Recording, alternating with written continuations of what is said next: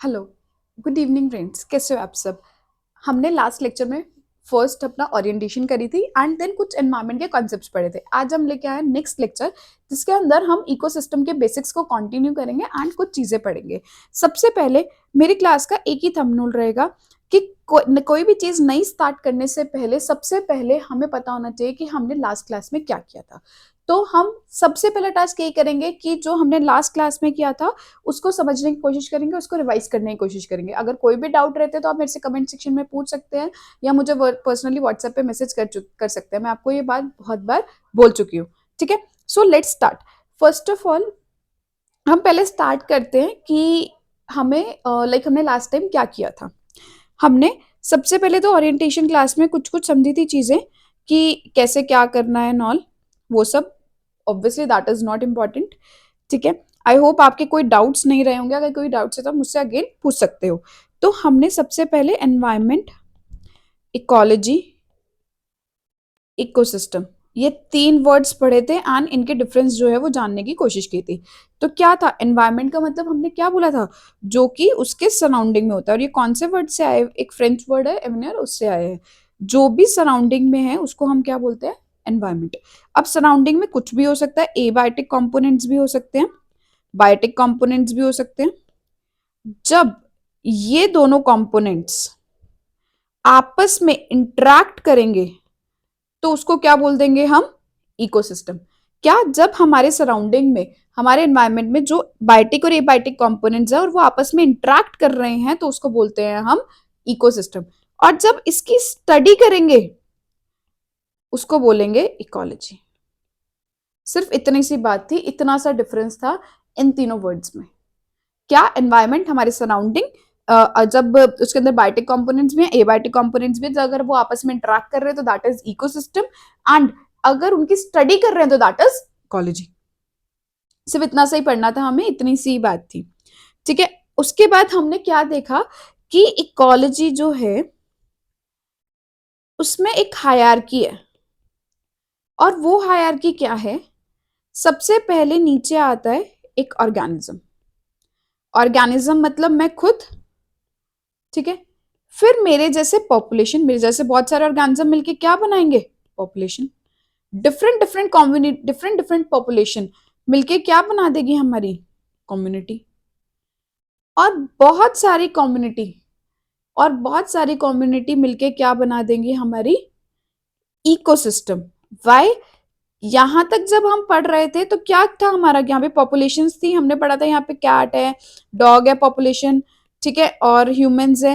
ठीक है, जब ये सब मिल जाएंगे तो ये क्या बना देंगे? हमारा कम्युनिटी। अब यहाँ पे एबायोटिक फैक्टर्स भी जुड़ गए और उनके बीच में इंट्रैक्शन भी होने लग गया तो उससे क्या बोल दिया? इकोसिस्टम। और जब बहुत सारे इकोसिस्टम आपस में मिलने लग गए तो that is biome. And biome से बना हमारा बायोस्फेयर, जहां पे लाइफ सारी एग्जिस्ट करती है। ठीक है, और हमने क्या पढ़ा था जो बचपन से पढ़ रहे हैं? Lithosphere, atmosphere and hydrosphere. ये तीनों जब मिल रहे हैं, ये जब तीनों मिल रहे हैं तो एक एडिकेट पॉइंट है जहां पे हमारे पास लिथोस्फेयर भी, एटमॉस्फेयर भी, हाइड्रोस्फेयर भी है, वहां पे लाइफ हैबिटेबल है एंड उसको बोलते हैं हम बायोस्फेयर। अब बायोस्फेयर की स्टडी करना along with water, air and land, उसको बोलते हैं हम ecosphere. This is the new word which is coined by the scientists recently, and they are trying to study what is this ecosphere, what is the biosphere, and what are their interaction with all the factors.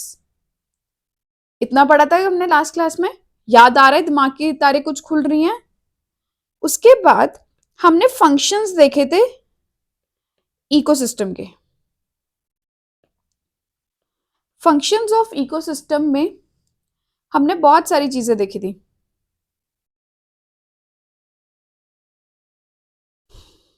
Sorry,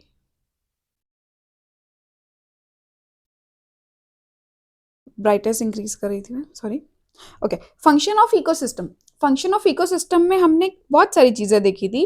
basically क्या किया था कि biogeochemical nutrient cycling कर लेता है वो। ठीक है, हमने देखा था कि फ्लो ऑफ एनर्जी होगी, यही किया था। हमने देखा था कि एक सक्सेशन मतलब एक न्यू लाइफ जो है वो प्रोड्यूस हो सकती है। एंड देन हमने एक चीज और देखी थी कि हीमोस्टासिस, अपना हीमोस्टासिस जो है वो मेंटेन कर सकता है। ये सारे फंक्शंस जो हैं हमने देखे थे इकोसिस्टम के लास्ट स्लाइड में। आज हम पढ़ने वाले हैं, सबसे पहले फ्लो ऑफ एनर्जी पढ़ेंगे। फ्लो ऑफ एनर्जी में हम फूड वेब पढ़ेंगे, फूड साइकिल पढ़ेंगे, ठीक है। उसके बाद हम सक्सेशन पढ़ेंगे, primary succession, secondary succession, very important, ecological succession क्या होता है। देन हम बायोजियोकेमिकल पढ़ेंगे जिसके अंदर हम carbon, nitrogen, oxygen, phosphorus, sulphur, methane, इन सब की साइकिल पढ़ेंगे कि ये कैसे अपने न्यूट्रिएंट्स को रिविजिट करते हैं। And homeostasis, how ecosystem maintain itself, then हम ये पढ़ेंगे। हमारा जो आज का मेन टारगेट रहेगा वो ये तीनों पार्ट कवर करना रहेगा। बेसिकली हम फंक्शंस ऑफ इकोसिस्टम को आज डिटेल में पढ़ने वाले। नेक्स्ट क्लास में हम हीमोस्टेसिस करेंगे, ऑल्सो हम टाइप्स ऑफ इकोसिस्टम करेंगे एंड देन इकोसिस्टम सर्विसेज करेंगे। ये हमारा जो है देन बेसिक्स कंप्लीट हो जाएंगे। उसके बाद हम सारे पीवाईक्यूज करेंगे जो आज तक इस टॉपिक से रिलेटेड आए हैं। ओके इसके बाद हमने वर्ड्स पढ़े थे, हैबिटेट वर्सेस नीश। क्या होता है हैबिटेट? जहां पे मैं रह रही हूं, दैट इज माई हैबिटेट। और जहां पे मेरी जो सराउंडिंग है, दैट मीन्स कि जहां पे मैं प्रोफेशन अपना काम कर रही हूं वो क्या है? मेरा नीश। नीश में दो हमने पढ़ा था, बहुत इंपॉर्टेंट है, फंडामेंटल एंड रियलाइज। फंडामेंटल जहां मैं कर सकती थी अपना काम, लेकिन जहां मैं कर पा रही हूं उसको मैं क्या बोल रही हूँ? रियलाइज्ड। फॉर एग्जाम्पल ये ट्री है हमारा, इस ट्री में से कहीं भी बर्ड खाना खा सकती थी बट उसने चूज किया यहाँ पे बर्ड खाना, तो दिस इज यहाँ पे खाना, दैट इज रियलाइज्ड। एंड यहाँ पे क्या है? ये पूरा क्या है हमारा? फंडामेंटल। यही पढ़ा था हमने लास्ट लेक्चर में, isn't it?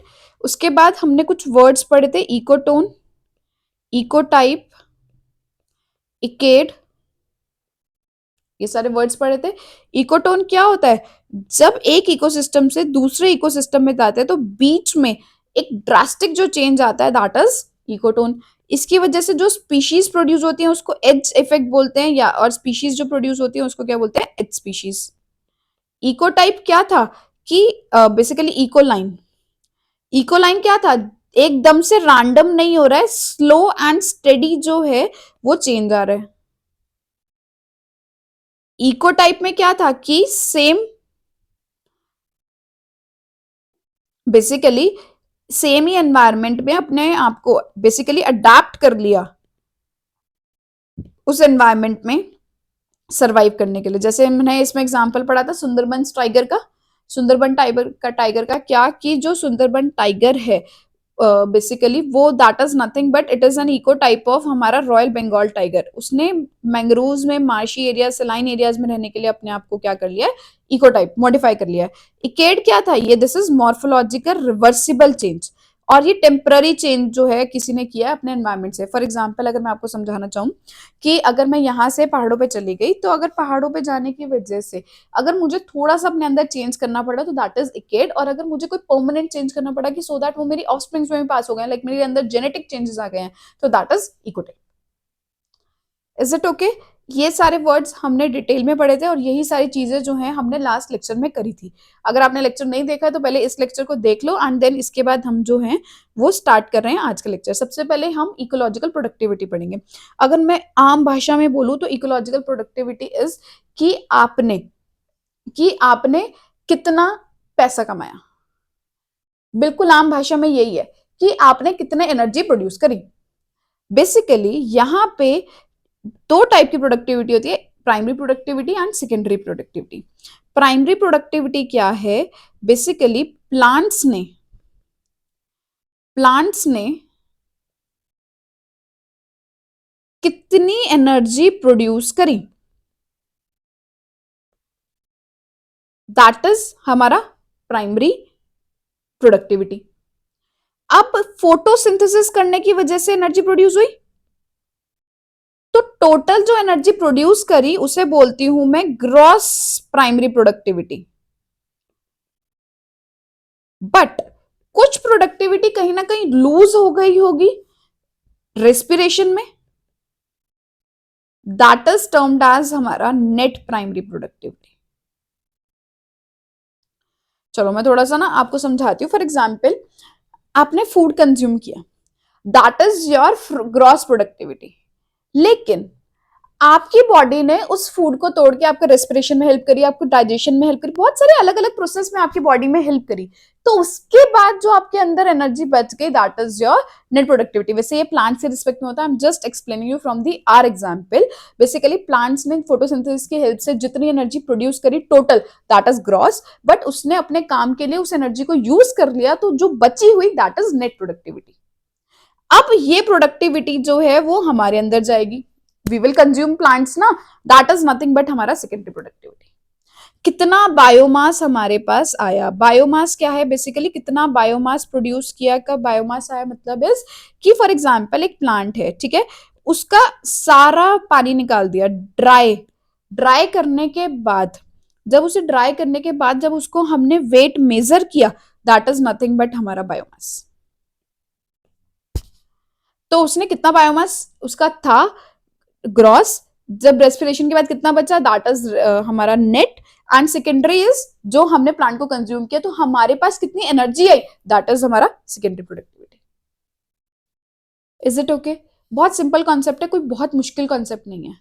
प्रोडक्टिविटी क्या है, प्लांट कितना बेसिकली फोटोसिंथेसिस करके अपना खाना बना रहा है। अब कितना खाना बना पा रहा है, ये बहुत सारी चीजों पे डिपेंड करेगा।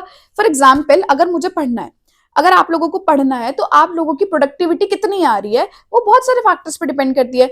आप एक ऐसे माहौल में जहां पे शांति है, आपके पास ऑप्टिमम कंडीशंस अवेलेबल है, दैट मीन्स कि आपके पास ऐसा तो नहीं कि बहुत ज्यादा गर्मी लग रही है, आपके बहुत ज्यादा ठंड लग रही है, यू हैव वाटर बॉटल कि आपको पानी पीने के लिए बार बार उठ के नहीं जाना पड़ रहा, आपके पास ऑप्टिमम बुक्स हैं, आपके पास बुक्स हैं तभी तो आप पढ़ पाओगे। तो इन सब चीजों पे जो है वो आपकी प्रोडक्टिविटी जो है वो मैटर करेगी, है ना। आपके पढ़ने की प्रोडक्टिविटी इन सब चीजों पे डिपेंडेंट है कि आपके पास बुक्स हैं या नहीं, आपके पास नोट्स अवेलेबल हैं या नहीं, आपके पास एक प्रॉपर एनवायरनमेंट है जहाँ पे शोर आ रहा है नहीं आ रहा, आपके पास वाईफाई अवेलेबल है, आपके पास ऐसी चीजें हैं जो लाइक आपके डेली के लिए जरूरत है, आपका पानी वगैरह जिसके लिए आपको बार बार डिस्ट्रैक्ट नहीं होना पड़ रहा। आपकी प्रोडक्टिविटी इन सब चीजों पर डिपेंड करेगी। ऐसे ही प्लांट की प्रोडक्टिविटी भी बहुत सारी चीजों पे डिपेंड करती है। जैसे कि प्लांट की प्रोडक्टिविटी डिपेंड करती है लाइट पे, जितनी ज्यादा लाइट होगी उतना ज्यादा जो है वो प्लांट प्रोडक्टिव होगा, है ना।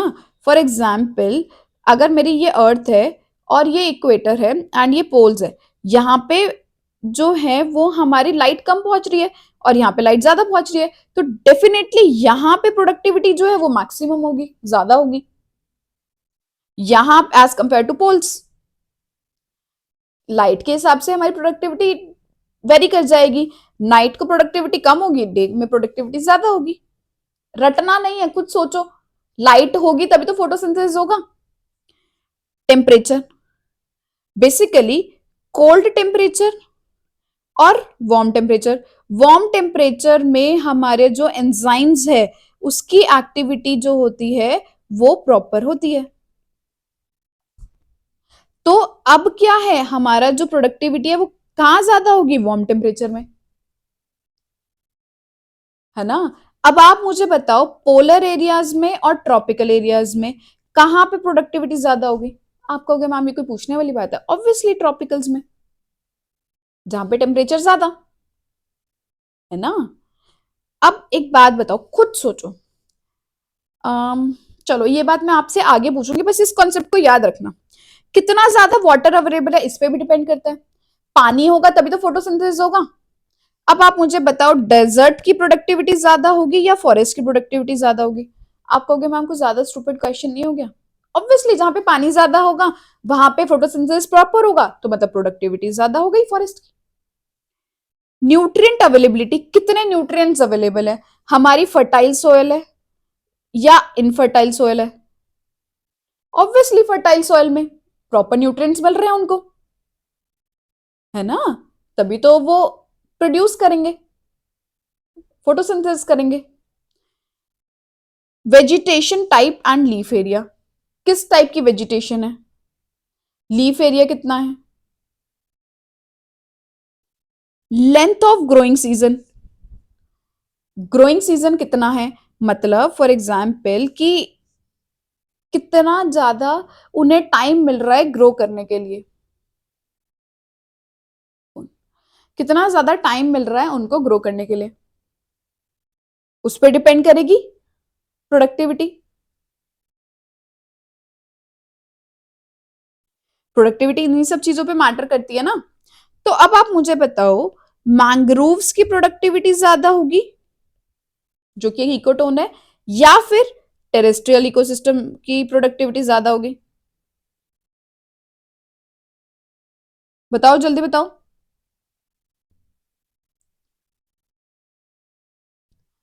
न्यूट्रिएंट्स कहाँ पे ज्यादा अवेलेबल होंगे? न्यूट्रिएंट्स कहाँ पे ज्यादा अवेलेबल होंगे? आई एम जस्ट चेकिंग कि क्लास चल रही है या नहीं चल रही। एक सेकेंड।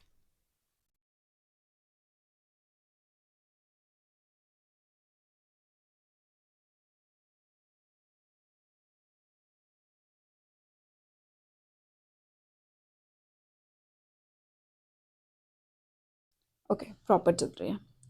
हाँ जी। लेंथ ऑफ ग्रोइंग सीजन की फॉर एग्जाम्पल, अगर मेरे पास सन है, बताया आंसर कि मैंग्रोव्स और टेरेस्ट्रियल किसकी ज्यादा होगी? ऑब्वियसली मैंग्रोव्स की ज्यादा। क्यों? वेजिटेशन, बेसिकली न्यूट्रिएंट्स अवेलेबल ज्यादा है मैंग्रोव्स में, इकोटोन एरिया है।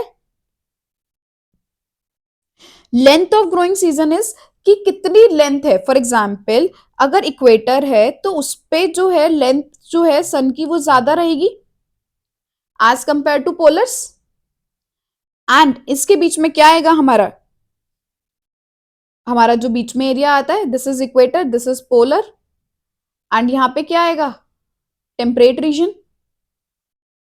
और यहां पे क्या आएगा हमारा, ट्रॉपिकल्स। तो इक्वेटर पे, फिर ट्रॉपिकल्स पे, एंड देन पोलर पे। अब आता है कि सॉइल कैसी है, सॉइल कैरेक्टरिस्टिक कैसी है। सॉइल जो है वो फर्टाइल है या नॉन फर्टाइल है? तो एलुवियल सॉइल होगी तो उस पर प्रोडक्टिविटी ज्यादा होगी सैंडी सॉइल की comparatively. Depth and turbidity aquatic के टर्म्स में बेसिकली जो वाटर है वो शेलो है या डीप है? अगर शेलो होगा तो प्रोडक्टिविटी क्या रहेगी, हाई, और अगर डीप होगा तो प्रोडक्टिविटी क्या रहेगी, लो।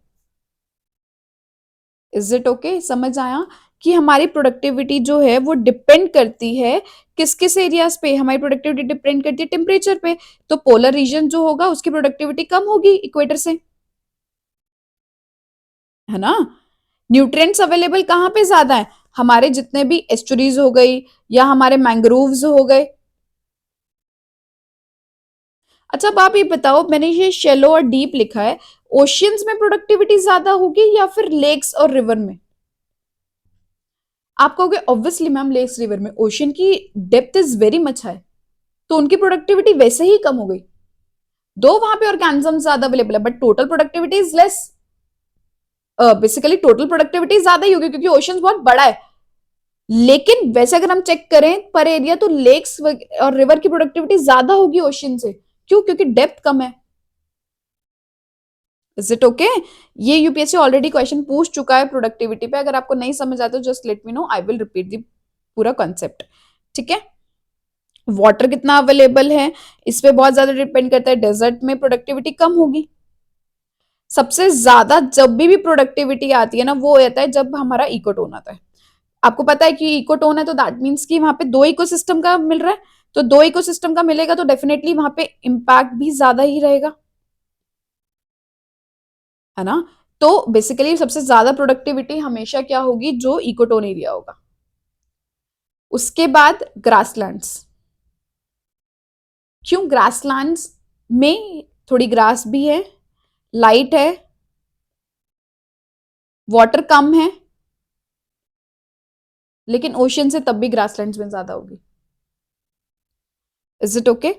आप इसको एक बार फिर से एनालिसिस करना, नोट्स में से पढ़ना, आपको और एग्जैक्टली exactly समझ आ जाएगा कि क्या क्या टेम्परेचर को इम्पैक्ट करता है। Next very important topic is हमारा फर्स्ट फंक्शन ऑफ इकोसिस्टम, हम पढ़ने वाले हैं food chain and food web. उसको पढ़ने से पहले हमें पता होना चाहिए कि what is trophic level. Trophic level is basically, अगर हम रिप्रेजेंट कर रहे हैं तो हर एक लेवल पे जो सेम टाइप के ऑर्गेनिजम्स हैं, अगर हम उनको रख रहे हैं तो उसे बोल रहे हैं हम ट्रॉपिक लेवल। बेसिकली क्या है कि अगर मुझे ग्राफिकल रिप्रेजेंटेशन देनी है और एक टाइप के ऑर्गेनिजम्स को मैं एक ही लेवल पे रखूं तो that is my trophic level. This is my trophic level. एक और इसके ऊपर, एक और इसके ऊपर, एक और इसके ऊपर, एक और। मतलब फॉर एग्जाम्पल, मैंने खाना खाया, मैंने खाना बनाया, sorry, I cook the food, उसको कंज्यूम किया मेरे फादर ने, ठीक है। Basically the one who cook the food, ये प्रोड्यूसर हो गई, और जो कंज्यूम कर रहा है वो कौन हो गया? कंज्यूमर। तो ऐसे ही ये एक ट्रॉपिक लेवल हो गया जो सब खाना बना रहे हैं, और जो खा रहे हैं वो एक ट्रॉपिक लेवल हो गया, जो इनको खा रहे हैं वो एक अदर ट्रॉपिक लेवल हो गया। तो बेसिकली ट्रॉपिक लेवल क्या है कि एक लेवल जिसपे सारे सेम टाइप के ऑर्गेनिजम्स को रखा हुआ है। तो हमारे पास जो फूड चेन होती है, basically this is a chain जिसमें एक ऑर्गेनिज्म जो है वो दूसरे ऑर्गेनिज्म को कंज्यूम कर रहा है। जब हम उसको रिप्रेजेंट कर रहे हैं तो उसे बोल रहे हैं हम फूड चेन, बिकॉज जो सबसे पहले बना रहा है खाना उसको कोई और कंज्यूम कर रहा है, उसको कोई और कंज्यूम कर रहा है, एक चेन बन गई है और ये सबका खाना है, तो that is termed as food chain. बचपन से पढ़ रहे हैं। तो पहले लेवल पे कौन आएगा? प्रोड्यूसर्स। अब आप बोलोगे प्रोड्यूसर्स कौन होंगे? ऑब्वियसली ग्रीन प्लांट्स, टेरेस्ट्रियल के लिए ग्रीन प्लांट्स। और अगर वाटर इक्वेटिक इकोसिस्टम की बात करें तो यहाँ पे फाइटोप्लैंक्टॉन्स आएगा। फाइटोप्लैंक्टॉन्स जो होते हैं वो छोटे छोटे ऑर्गेनिजम्स होते हैं, माइक्रोस्कोपिक ऑर्गेनिजम्स होते हैं, which is present in the water and जो खाना अपना खुद बनाते हैं। ऑल्सो वाटर के अंदर डाई एटम्स होते हैं जो अपना खाना खुद बनाते हैं। Phytoplankton diatoms are the like organisms जो अपना खाना खुद प्रोड्यूस करता है। इक्वेटिक में मैंने बता दिया। उसके बाद इनको कंज्यूम कौन करेगा? Primary consumer. ऐसे ऑर्गेनिजम्स जो प्लांट्स को कंज्यूम करते हैं, ओनली प्लांट्स को कंज्यूम करते हैं, उन्हें बोलते हैं हम हर्बीवोर्स।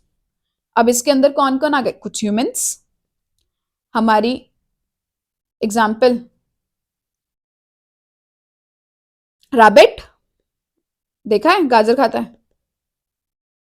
तो बेसिकली हर्बीवोर्स कौन होते हैं? जो प्लांट्स पर कंज्यूम करते हैं। प्रोड्यूसर्स को जो कंज्यूम करता है दैट इज हमारा प्राइमरी कंज्यूमर। प्राइमरी कंज्यूमर को जो कंज्यूम करता है उसे सेकेंडरी कंज्यूमर कहते हैं, और जो सेकेंडरी कंज्यूमर को कंज्यूम करता है टर्शियरी कंज्यूमर, और टर्शियरी कंज्यूमर को जो कंज्यूम करता है दैट इज एपेक्स प्रेडेटर और क्वाटरनरी कंज्यूमर्स भी बोलते हैं उनको। क्या ग्रीन प्लांट्स है? ग्रीन प्लांट्स को कौन खाएगा? हमारे हर्बीवोर्स खाएंगे। रैबिट ने खा लिया, ठीक है। अब इस रैबिट को या किसी को कंज्यूम करेंगे कार्निवोर्स। कार्निवोर्स कौन होते हैं? जो हर्बीवोर्स पे फीड करते हैं, ठीक है। अब ये कार्निवोर्स पे जो कार्निवोर्स को खाएगा दैट इज सेकेंडरी कार्निवोर, और जो सेकेंडरी कार्निवोर को खाएगा उसे हम क्या बोलेंगे? Apex predator. इसका एग्जांपल है वल्चर, हमारी ईगल्स, लॉयंस, हाइनास, टाइगर्स। ये हमारे किसके एग्जांपल है? एपेक्स प्रेडेटर के। Is it okay? क्या बोला हमने कि सबसे पहले जो हमारा खाना बना रहा है दोज आर प्रोड्यूसर्स। प्रोड्यूसर्स अब खाना कैसे बनाते हैं? दो टाइप से बना सकते हैं। फोटोट्रॉप्स, बेसिकली फोटोसिंथेसिस, जो सनलाइट की हेल्प से अपना खाना बना रहे हैं उन्हें बोलते हैं हम फोटोट्रॉप्स। फोटोसिंथेसिस की हेल्प से खाना बना रहे हैं, बेसिकली उन्होंने कार्बन डाइऑक्साइड ली प्लस हाइड्रोजन वाटर लिया एंड उसके बाद उन्होंने जो है वो अपना कार्बोहाइड्रेट खाना बना लिया। कीमोट्रॉप्स क्या है? बेसिकली कुछ बैक्टीरियाज हैं जो उनके पास केमिकल्स की हेल्प से खाना बनाते हैं। सल्फेट, जैसे कि सल्फेट नाइम टाइप वगैरह आयंस हैं उनके पास, एंड उसकी हेल्प से वो फूड बना रहे हैं, उसे बोलते हैं हम कीमोट्रॉप्स। बेसिकली केमिकल की हेल्प से अपना खाना बना रहे हैं, उसे क्या बोलते हैं हम? कीमोट्रॉप्स। प्रोड्यूसर्स आर दोस्त जो खाना अपना खुद बना रहे हैं। अब आपसे कोई बोले क्या सिर्फ प्लांट्स ही फोटोट्रॉप्स होते हैं? आप बोलोगे यस। क्या प्लांट्स ही सिर्फ प्रोड्यूसर्स होते हैं? No, it can be bacteria as well. या फिर प्लांट्स बैक्टीरिया की हेल्प से खाना बना रहे हैं। मतलब बेसिकली क्या है? फॉर एग्जाम्पल ओशियन है, ओशियन में जब हम बिल्कुल डीप चले जाएंगे तो यहाँ पे लाइट भी नहीं है, ऑक्सीजन भी ज्यादा अवेलेबल नहीं है, कम अमाउंट में ऑक्सीजन अवेलेबल है। तो यहाँ पे जो खाना बन रहा है वो कीमोट्रॉप्स ही बना रहे हैं। बेसिकली खाना जो है वो केमिकल के थ्रू ही बन रहा है। और जो यहाँ पे ऑक्सीजन प्रोड्यूस हो रही है ना, उसको बहुत लोग डार्क ऑक्सीजन बोल रहे हैं, और बहुत लोग कोई और नहीं, साइंटिस्ट। Is it okay? समझ आया? वैसे आज डार्क ऑक्सीजन बहुत बार सुना भी होगा न्यूज में, क्या होता है बेसिकली, क्या है, हमारा खाना कौन बना रहा है, हमारे प्लांट्स बना रहे हैं। वो कितने किसकी हेल्प से बना रहे हैं? सन की हेल्प से। बट ओशन में डीप डाउन नहीं होगा, तो वहां पे केमिकल के थ्रू खाना बनेगा। तो उन्हें कौन बोलते हैं हम? कीमोट्रॉप्स। अब जब इन फोटोट्रॉप्स प्लस कीमोट्रॉप्स को कोई कंज्यूम करेगा तो उसे हम क्या बोलेंगे? कंज्यूमर्स। अब कंज्यूमर्स भी दो टाइप के हैं, मैक्रो कंज्यूमर्स और माइक्रो कंज्यूमर्स। मैक्रो कंज्यूमर्स क्या हैं? जो दूसरे ऑर्गेनिजम्स पे कंज्यूम करते हैं। जैसे कि हमारा सबसे पहले आ गया प्राइमरी कंज्यूमर, जिसको मैंने क्या बोला कि दीज आर हमारे हर्बीवोर्स। कंज्यूमर्स किस पे डिपेंडेंट? हर्बीवोर्स। अब जब इन हर्बीवोर्स को खाएगा उसे क्या बोलेंगे हम? कार्निवोर्स। अब जो हर्बीवोर्स और कार्निवोर्स दोनों खागा, बेसिकली जो हर्बीवोर्स और प्लांट्स दोनों को कंज्यूम करे, उसे बोलेंगे ओमनिवोर्स। बचपन से सुन रहे हैं ना, जो इंसान वेज और नॉन वेज दोनों होता है उनको क्या बोलते हैं? ओमनिवोर्स। ऐसी ऑर्गेनिजम्स जो प्लांट्स पे भी कंज्यूम कर रहे हैं, प्रोड्यूसर्स पे भी कंज्यूम कर रहे हैं, और प्राइमरी कंज्यूमर्स पे भी कंज्यूम कर रहे हैं, उन्हें ओमनिवोर्स बोलते हैं। ऑल्सो एक और वर्ड आता है मैक्रो कंज्यूमर्स, जब हम बात करते हैं, ये तो आता ही है हमारा प्रोड्यूसर्स, हमारा ये हर्बीवोर्स, कार्निवोर्स, प्रोड्यूसर्स कह रही हूँ, sorry sorry sorry, consumers basically herbivores, carnivores, omnivorous. इसके अलावा आते हैं हमारे स्केवेंजर्स। बहुत ध्यान से सुनना, स्केवेंजर्स कौन होते हैं? बहुत ज्यादा कंफ्यूजन होती है। स्केवेंजर्स वो होते हैं जो डेड ऑर्गेनिजम्स को कंज्यूम करते हैं। फॉर एग्जाम्पल कोई बर्ड थी, ठीक है, वो मर गई। इसकी मरी हुई को कंज्यूम किया वल्चर ने। ये डीकंपोज नहीं हुई बर्ड, बल्कि इसे उठा लिया वल्चर ने एंड उस पर वो खा लिया। That is scavenger. समझ आया? डीकंपोजर और स्कैवेंजर्स में बच्चों को बहुत ज्यादा कंफ्यूजन होती है। बेसिकली जो organism dead and decay matter को कंज्यूम करता है उसे स्कैवेंजर बोलते हैं। Is it okay? अब मैं आपकी आंखें खोलने वाली हूँ, इस पॉइंट को बहुत ध्यान से सुनना। बहुत ज्यादा बच्चे इसमें गलती करते हैं एंड आपको नहीं करनी है, इसलिए नहीं कि आप मेरे से पढ़ रहे हो, you should know all this facts. Scavengers का मतलब समझ आया? जो डेड एंड डिके, बेसिकली जो डेड मैटर है उसको कंज्यूम कर लेते हैं, उसको बोलते हैं। इसका बहुत बड़ा एग्जांपल मैंने बता दिया, वल्चर। वो डेड जो भी ऑर्गेनिज्म होगा उसको कंज्यूम कर लेता है, ठीक है। अब आते हैं हमारे माइक्रो कंज्यूमर। वैसे थोड़ी सी डिबेट है कि जो डेट्रीवोर्स हैं वो माइक्रो कंज्यूमर्स हैं या मैक्रो कंज्यूमर्स हैं। बेसिकली माइक्रो कंज्यूमर्स होते हैं हमारे डीकंपोजर्स, एंड बहुत सारी बुक्स में लिखा हुआ है कि इट इज डेट्रीवोर्स एज वेल। अब आप बोलोगे कि मैम डीकंपोजर और डेट्रीवोर्स सेम नहीं होते? नो, डेट्रीवोर्स एंड डीकंपोजर्स सेम नहीं होते, इनमें छोटा सा डिफरेंस होता है। ध्यान से सुनना, बहुत ध्यान से सुनना। फॉर एग्जाम्पल ये पेड़ है, ठीक है, यहाँ पे एक रैट थी, स्क्विरल थी। अब ये स्क्विरल मर गई, राइट। अगर इसको किसी वल्चर ने उठा लिया तो इसे तो, ये तो स्कैवेंजर हो गई, इसके अब तो इसके अंदर जाके इसका डाइजेशन होगा, है ना। वल्चर के अंदर जाके इसका डाइजेशन होगा, बाहर तो कुछ भी नहीं है। लेकिन अगर ये सॉइल पे पड़ी रहती है तो डेट्रीवोर्स जो हैं इसको छोटे छोटे हिस्सों में तोड़ देंगे, एंड डीकंपोजर्स देन अपने केमिकल से इसको सॉइल के अंदर डीकंपोज कर देंगे। समझ आया? डेट्रीवोर्स का काम सिर्फ चक्कू की तरह काटना है, और उसको सॉइल के अंदर मिलाना वो किसका काम है? डीकंपोजर्स का।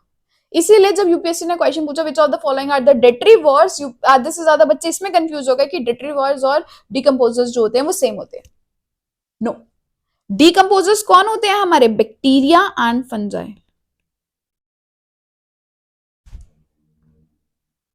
समझ आया इन तीनों में डिफरेंस? क्लियर हुआ? स्कैवेंजर्स जो ऊपर से ही लेके जा रहा है, वल्चर ऊपर के ही लेके जा रही है, डेट्रिवोर क्या कर रहे हैं, छोटे छोटे छोटे हिस्सों में तोड़ रहे हैं, एंड डीकम्पोजर्स क्या कर रहे हैं, उनको कंज्यूम कर रहे हैं।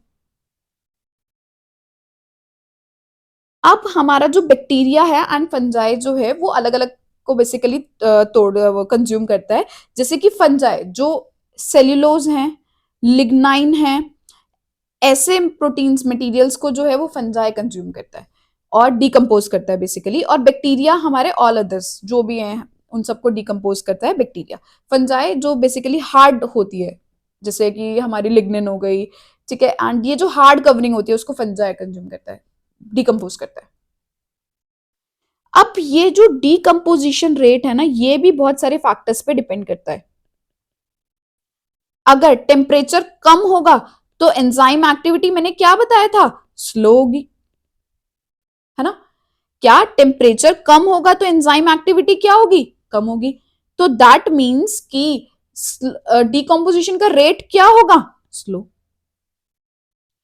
ऑक्सीजन अगर ज्यादा अवेलेबल होगी तो डिकम्पोजिशन का रेट क्या होगा, ज्यादा। It will be easy to decompose ना। अगर केमिकल्स अवेलेबल हैं तो it will be easy to decompose. Mainly जो डिपेंड करता है temperature and anaerobic condition, oxygen और टेम्परेचर पे डिपेंड करता है। अगर टेम्परेचर ज्यादा है तो एंजाइम एक्टिविटी फास्ट होगी, जिसकी वजह से डिकम्पोजिशन जो होगा बहुत जल्दी होगा।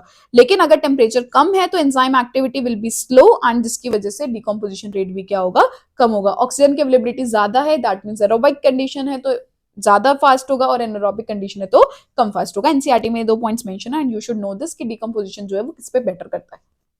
It is mention in 12th class NCERT. Is it okay? अभी मैं एक बार डिफरेंस क्लियर कर देती हूँ फिर से। डीकम्पोजर्स, स्कैवेंजर्स और डेट्रीवोर्स में क्या होता है, बहुत ध्यान से सुनना। डेट्रीवोर्स बेसिकली यहाँ माइक्रो कंज्यूमर्स लिखे हुए हैं, बहुत ज्यादा डिबेटेबल है ये चीज, तो यूपीएससी कभी नहीं पूछेगा। फूड क्या कंज्यूम करते हैं, decomposers dead organic matter. Scavengers क्या करते हैं, डेड एनिमल्स को कंज्यूम कर लेते हैं, बताया ऊपर के ऊपर ले जाते हैं। ये डेट्राइटस, डेट्राइटस क्या होगा, जो भी ऑर्गेनिक मैटर होगा उसको छोटे छोटे उसमें कट करना। मोड ऑफ न्यूट्रिशन क्या है इसका, एब्जॉर्प्टिव, इसका इंजेस्टिव, वेरी इंपॉर्टेंट। बेसिकली मुझे यही समझाना था इस टेबल के थ्रू। डीकम्पोजर्स जो होते हैं वो केमिकल सिक्रीट करते हैं, एक्सटर्नल केमिकल सिक्रीट करते हैं। दैट मीन्स इनका जो डाइजेशन होता है वो एक्सटर्नल होता है। जैसे कि फॉर एग्जाम्पल अगर मैंने खाना खाया तो मेरा फूड जो है वो अंदर जाके डाइजेस्ट होगा, बट डीकम्पोजर्स का फूड जो है वो बाहर डाइजेस्ट होता है, एक्सटर्नल डाइजेशन शो करते हैं वो। तो अगर कभी क्वेश्चन आ जाए कि some bacteria shows external digestion, yes this statement is true because decomposers bacteria and fungi are the decomposers and decomposers are the organism which show external chemical secretion and hence their digestions are absorptive. that means कि external digestion हो रहा है, body के अंदर digestion नहीं हो रहा। This is the reason कि डेट्रीवोर्स इंजेस्टिव अंदर से डाइजेशन करते हैं, जिसकी वजह से इसे माइक्रो कंज्यूमर की कैटेगरी में भी रखा हुआ है। इसीलिए दिस इज डिबेटेबल कि इंजेस्टिव बेसिकली माइक्रो कंज्यूमर है या माइक्रो कंज्यूमर है। डाइजेशन क्या है, एक्सटर्नल, और वो दोनों क्या है, इंटरनली कंज्यूम करते हैं। मेन फंक्शन क्या होगा डीकम्पोजर्स का, न्यूट्रिएंट रिसाइकलिंग, बताया ना। सॉइल के अंदर वो ह्यूमस बनाते हैं, ऊपर अपर मोस्ट लेयर बनाते हैं, सॉइल को रिसाइकिल कर देते हैं। स्कैवेंजर्स क्या करते हैं, एनवायरमेंट क्लीनिंग, जो भी डेड ऑर्गेनिज्म होगा उसको खा जाएंगे, एनवायरमेंट क्लीन हो गया। ये क्या कर रहे हैं, फ्रेगमेंटेशन ऑफ डेट्राइटस।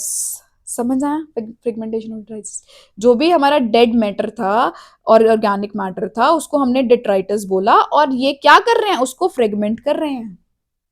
इसके examples are very important, UPSC already पूछ चुका है 2021 में। Earthworm, termite, snails, woodlice, crabs, sea star, sea cucumber. You should know all these examples. 2021 में यूपीएससी ऑलरेडी पूछ चुका है। मुझे एक्सपेक्टेड है कि अब वो नेक्स्ट क्वेश्चन डिकम्पोजर और स्कैवेंजर्स पे पूछेंगे। इसका एग्जांपल इज वल्चर, हीना, है ना, sorry. Is it okay?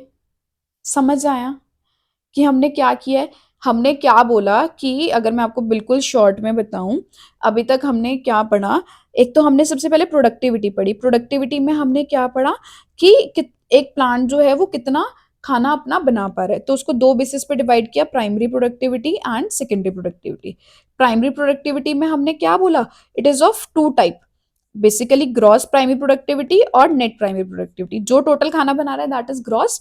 Respiration minus कर दिया तो हमारा क्या आ गया कि एनपीपी, यही पढ़ा।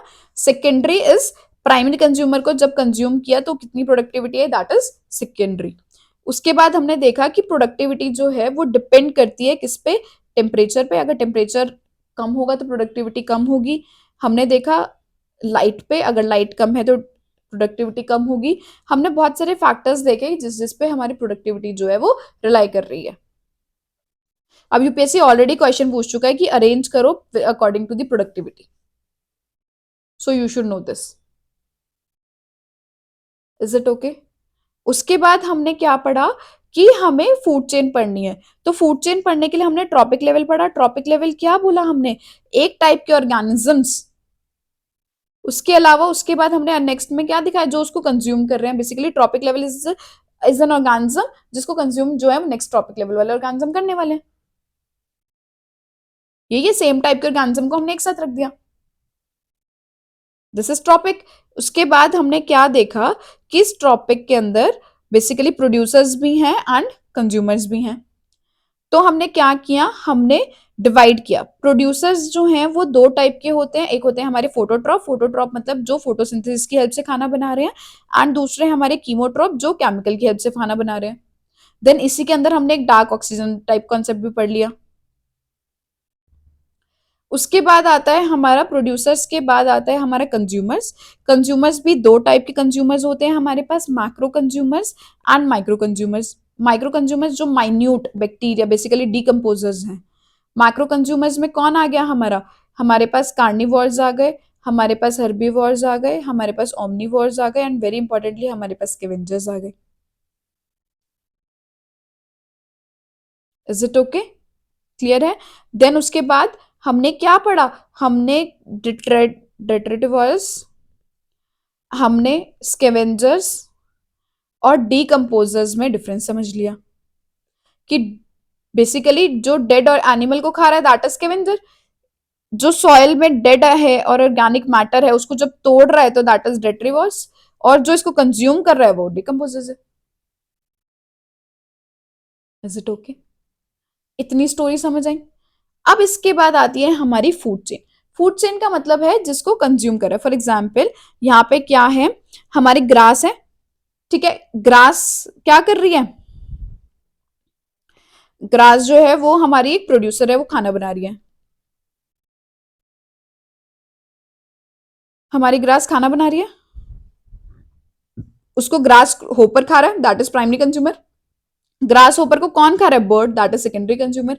इस बर्ड को कौन खा रहा है, स्नेक, टर्शरी कंज्यूमर। इस स्नेक को कौन खा रहा है, owl, apex predator. And owl जब वो मर रहा है तो उसको डीकम्पोज कौन कर रहा है, fungi, that is mushroom. And then वो सॉइल को क्या कर देगी, एनहांस कर देगी, एंड देन फिर से क्या ग्रो हो जाएगा, grass producer. This is the food chain. Unidirectional है, ऐसा नहीं होगा कभी कि ग्रास होपर ग्रास की जगह बर्ड को खा रही है। It is unidirectional. इसकी सबसे इंपॉर्टेंट कैरेक्टरिस्टिक क्या है, इट इज यूनिडायरेक्शनल। एक ही साइड में घूम रही है ये नहीं है कि स्नेक कल को बर्ड को भी खा लेगी और बर्ड स्नेक को खा लेगी, no, it is unidirectional. Energy flow कैसे हो रही है, पहले ग्रास, ग्रास की एनर्जी किसने कंज्यूम करी, ग्रास होपर, देन बर्ड ने, देन उसके बाद स्नेक ने। समझ आया? Most important characteristic is it is unidirectional. उसके बाद क्या है हमारे पास, हमारे फूड चेन है वो दो टाइप की है, grazing food chain and detritus food chain. Grazing food chain क्या होती है, जहां पे सन से एनर्जी ली, उसके बाद प्रोड्यूस किया खाना, एंड देन उसके बाद कंज्यूम हुआ, सेम जो हमने वो पढ़ा, that is grazing food chain. Graze कर रहे हैं, किस पे ग्रेज कर रहे हैं, प्लांट्स पे ग्रेज कर रहे हैं।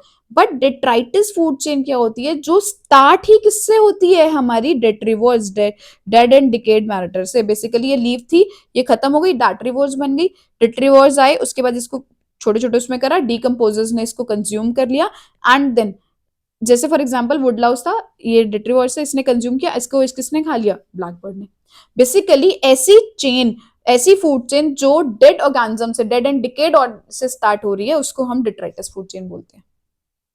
जो हमारी सन से स्टार्ट हो रही है वो ग्रेजिंग फूड चेन है। सिंपल है, कोई नहीं पूछने वाला आपसे कॉन्सेप्ट। आपसे जो पूछा जा सकता है वो टेबल तक पूछा जा सकता है, यूनिडायरेक्शनल वाला कॉन्सेप्ट आ सकता है, फूड चेन पे ऑलरेडी क्वेश्चन आया हुआ है वैसे। I will be showing. Food web क्या है?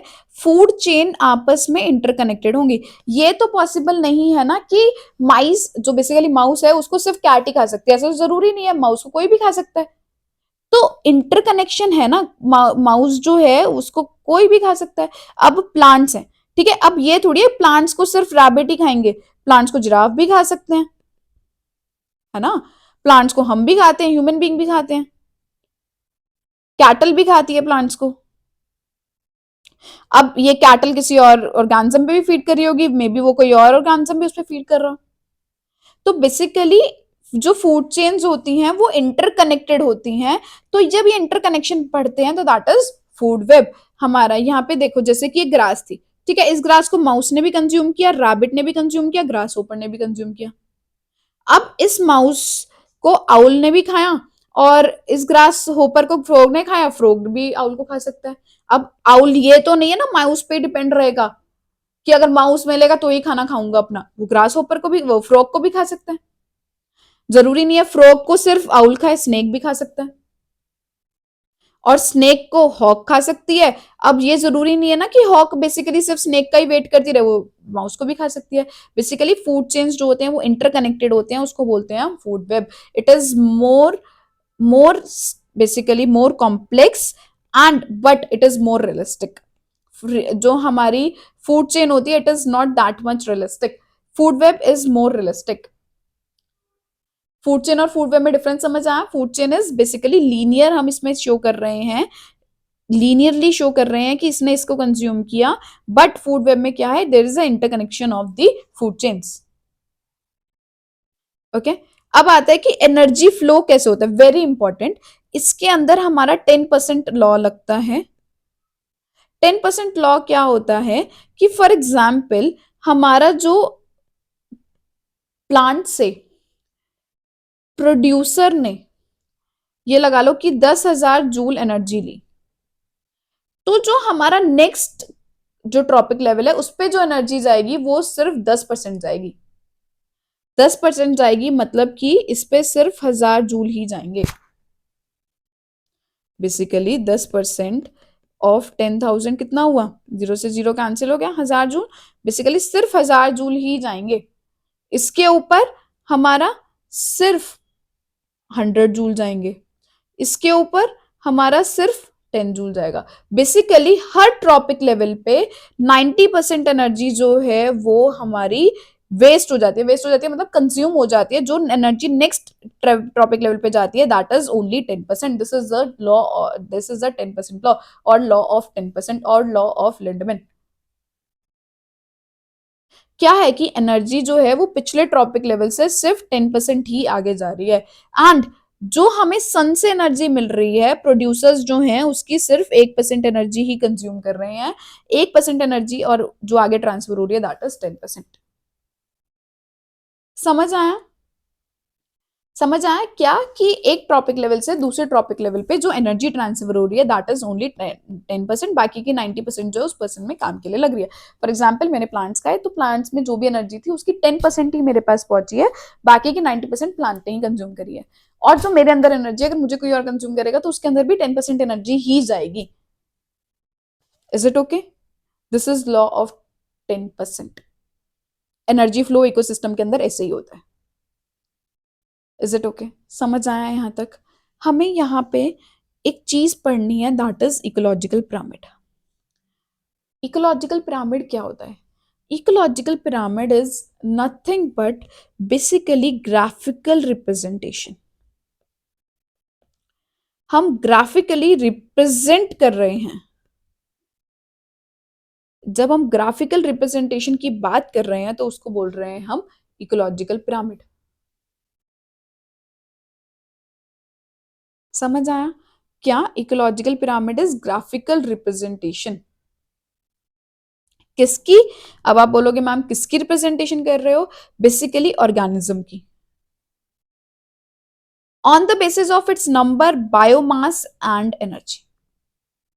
आप बोलोगे मैम अभी अभी तो हम पढ़ के चुके हैं कि एनर्जी जो ट्रांसफर होती है, जैसे फॉर एग्जांपल अब this is the plants, plants के पास जो एनर्जी है उसके ऊपर एनर्जी जो है वो तो कम ही जाएगी। उसके ऊपर एनर्जी कम जाएगी, उसके ऊपर एनर्जी कम जाएगी। This shows the energy of plant, this shows the energy of हमारा primary consumer, this shows the energy of secondary consumer, this shows energy of tertiary consumer. तो एनर्जी तो 10% ही ऊपर जा रही है ना।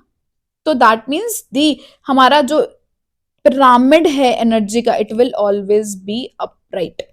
हमेशा एनर्जी जो है वो ऊपर की तरफ ट्रांसफर होगी, मतलब ऊपर जो है वो कम ही होगी, नीचे ज्यादा होगी। क्या है हमारा ecological pyramid? It is a graphical representation of energy, कि नीचे वाले ट्रॉपिक लेवल पे क्या एनर्जी है, उसके ऊपर ट्रॉपिक क्या एनर्जी है, उसके ऊपर क्या है, इसके ऊपर एनर्जी है। हमेशा ऊपर जाते जाते एनर्जी कम ही होगी। 10% लॉ फॉलो कर रहे हैं हम, 10% एनर्जी जो है वो ट्रांसफर होगी ऊपर। तो इसे क्या बोलते हैं हम?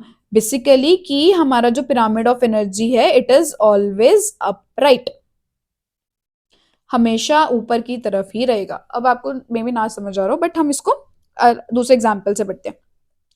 बायोमास, बायोमास इज बेसिकली कितना जो है वो, बेसिकली बायोमास इज क्या? वेट। अगर मैं बिल्कुल आम भाषा में बोलूं कि बायोमास क्या होता है, इट इज वेट। यही होता है बायोमास। मैंने अभी स्टार्टिंग में भी बताया था जब मैं प्रोडक्टिविटी बताई थी कि बायोमास क्या है, बेसिकली वेट। वेट क्या है? जब हम उसका सारा पानी कंज्यूम कर लेते हैं, मतलब जो भी पानी जो है उसको निकाल के जो भी उसका ड्राई वेट होता है, उसको मैं क्या बोल रही हूँ? बायोमास। Is it okay? तो बेसिकली अब ग्रासेस का बायोमास जो होगा, ग्रासेस का biomass would be more than grass ऊपर का बायोमास कम होगा। क्यों? क्योंकि वो क्वांटिटी में भी कम होंगे। स्नेक का बायोमास और भी कम होगा, एंड ईगल का तो बहुत ही कम होगा। तो हमारा पिरामिड क्या बन गया? अपराइट। लेकिन अगर आप सोचो इक्वेटिक सिस्टम है, तो वहां पे मैंने क्या बताया था आपको? फाइटोप्लैंक्टॉन्स जो हैं वो सबसे ऊपर है, मतलब basically phytoplanktons are the producer. और ये क्या है? हमारे माइक्रोस्कोपिक, बहुत छोटे हैं।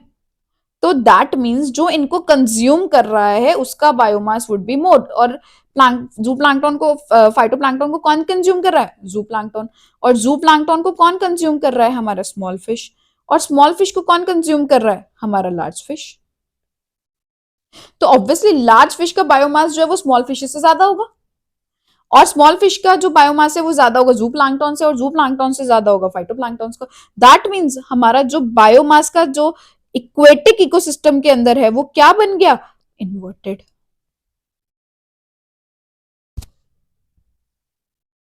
क्या हमने क्या पढ़ा कि हमारे पास तीन टाइप के पिरामिड्स हम बना सकते हैं। एक हम बायोमास से बना सकते हैं, एक हम एनर्जी से बना सकते हैं, और तीसरा हम नंबर से बना सकते हैं। अभी तक हमने क्या देखा? एनर्जी तो हमारा ऑलवेज अपराइट है, बायोमास में, टेरेस्ट्रियल में it is upright, and but aquatic में इन्वर्टेड हो गया। क्यों? क्योंकि बायोमास जो है फाइटोप्लैंक्टॉन्स का बहुत कम होगा, क्योंकि वो बहुत माइक्रोस्कोपिक होते हैं। और अगर हम बात करें नंबर्स की, अच्छा फॉर एग्जाम्पल हमारा प्रोड्यूसर जो है वो ट्री है, ठीक है। जो हमें ये प्राइमरी कंज्यूमर है जो इस ट्री को कंज्यूम कर रहा है, बेसिकली वो बर्ड्स हैं,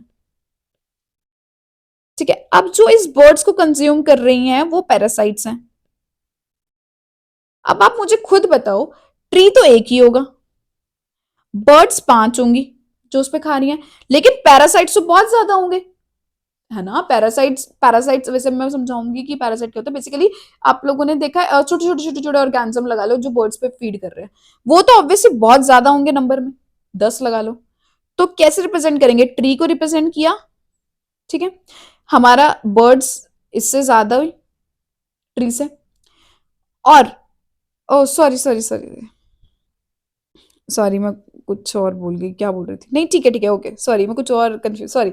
ओके, अब इस बर्ड्स को जो है वो कौन कंज्यूम करेगा? पैरासाइट्स। पैरासाइट्स का नंबर ज्यादा है, तो हमारा जो चार्ट है पिरामिड क्या हो गया हमारा? इन्वर्टेड।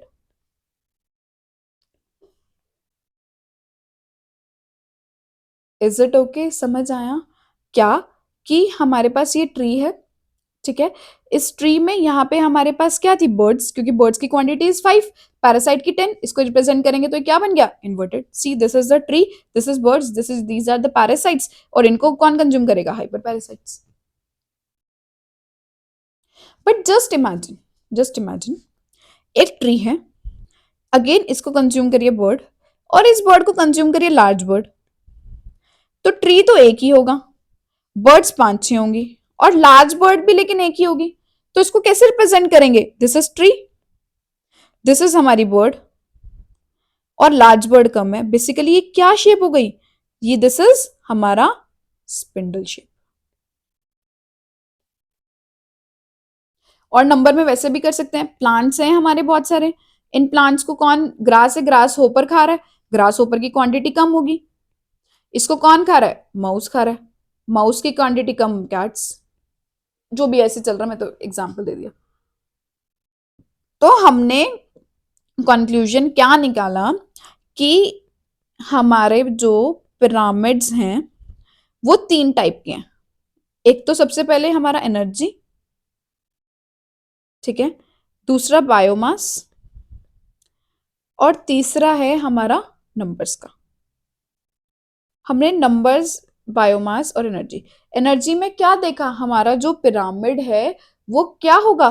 ऑलवेज हमारा हमारा पिरामिड क्या होगा? ऑलवेज, एक सेकेंड, हमारा पिरामिड क्या होगा? Always upright.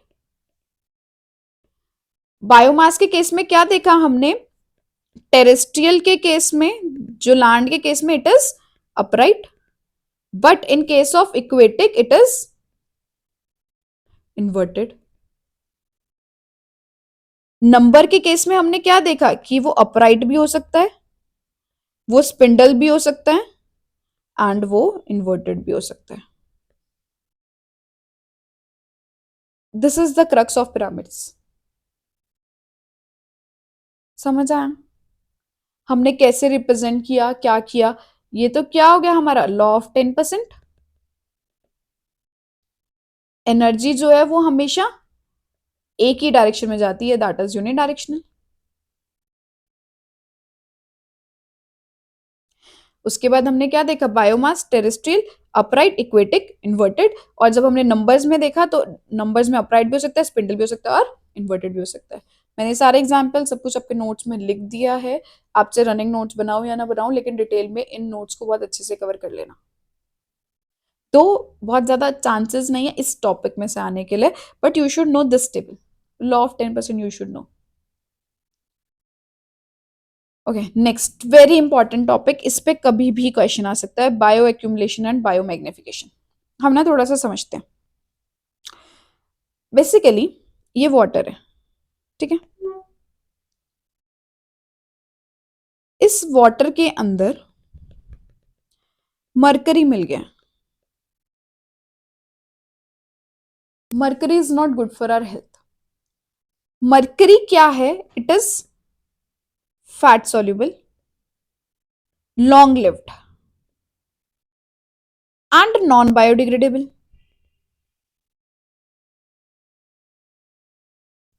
And mobile.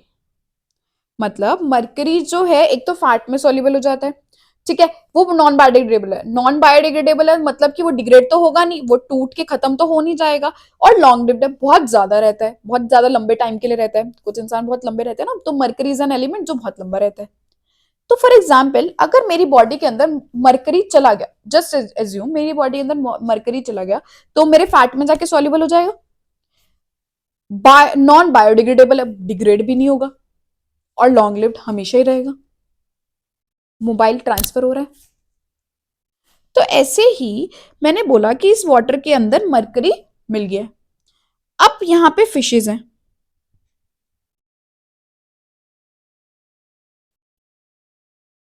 अब ये फिश जो है वो मरकरी को कंज्यूम, पानी पीती रहेगी, वो स्मॉल फिश है, फिर लार्ज फिश बन जाएगी,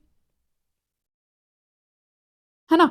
अब इसके अंदर जब तक ये लार्ज फिश बनती रहेगी, फिर लार्ज फिश से और बड़ी फिश बनती रहेगी, तब तक इसके अंदर जो ये पानी यही पीती रहेगी, और मरकरी क्या है? लॉन्ग लिव्ड है। तो ये क्या होगा? इस रिवर के, बेसिकली इस फिश के अंदर जो मरकरी है वो एक्यूमुलेट होता रहेगा, है ना। This is nothing but bio accumulation. Bio word का मतलब क्या होता है? Living organism. किसी लिविंग ऑर्गेनिज्म के अंदर जब एक्यूमुलेशन हुए जा रहा है तो उसे मैं क्या बोल रही हूं? Bio accumulation. क्या था, पहले तो थोड़ा सा था, देखो पहले तो इसके अंदर थोड़ा सा था, फिर थोड़ा और बढ़ा, फिर थोड़ा और बढ़ा, फिर ये देखो ना पूरा, मतलब बेसिकली फिश के अंदर ये पानी पीने की वजह से क्या होता रहा, जो भी हमारा मरकरी है या जो भी कोई ऐसा सब्सटेंस है जो ये चारों करेक्टरिस्टिक को फुलफिल करता है, वो ऐसे एक्यूमुलेट होता रहता है बॉडी के अंदर। और ये नॉन बायोडिग्रेडेबल है, मतलब ऐसे जैसे अगर हम कुछ, आप सोचोगे कि हम कुछ खा रहे हैं तो वो तो हमारा डिजोल्व हो रहा है एंड वो तो हम एक्सक्रीट आउट कर रहे हैं, but it is fat soluble and non biodegradable, fat के अंदर जाके मिल गया, ठीक है, ऑल्सो डिग्रेड भी नहीं होता, तो फैट बॉडी के अंदर रहेगा और डिग्रेड भी नहीं होगा, तो दैट मीन्स ये बॉडी के अंदर क्या होता रहेगा, एक्यूमुलेट। Is it okay? अब जस्ट इमेजिन ऐसी 5 फिशेज हैं, ठीक है, ऐसी जो हैं वो हमारी 5 फिशेज हैं, इसको कंज्यूम कर लिया, जैसे फॉर एग्जाम्पल मैं ना ऐसे लेती हूँ कि इसके अंदर जैसे पहले तो 10, मतलब बेसिकली 10 था, फिर ऐसे ऐसे वो एक्यूमुलेट करते हुए उसके अंदर अब 100 ग्राम जो है वो मरकरी चला गया, इस फिश के अंदर 100 ग्राम मरकरी है, इस फिश के अंदर 100 ग्राम मरकरी है, इस फिश के अंदर 100 ग्राम है, इसके अंदर 100 ग्राम है, इसके अंदर 100 ग्राम है, इस पांचों फिश को एक ह्यूमन बींग ने खा लिया। अब इस ह्यूमन बींग के अंदर कितना मरकरी हो गया, 500 ग्राम। बेसिकली जब उसने फिश को कंज्यूम किया तो उसके अंदर मरकरी, मतलब बेसिकली जो भी हार्मफुल मटेरियल है वो मैग्नीफाई हो गया।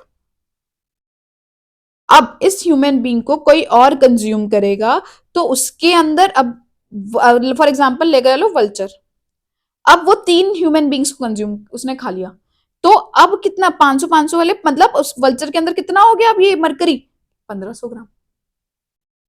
This is termed as biomagnification.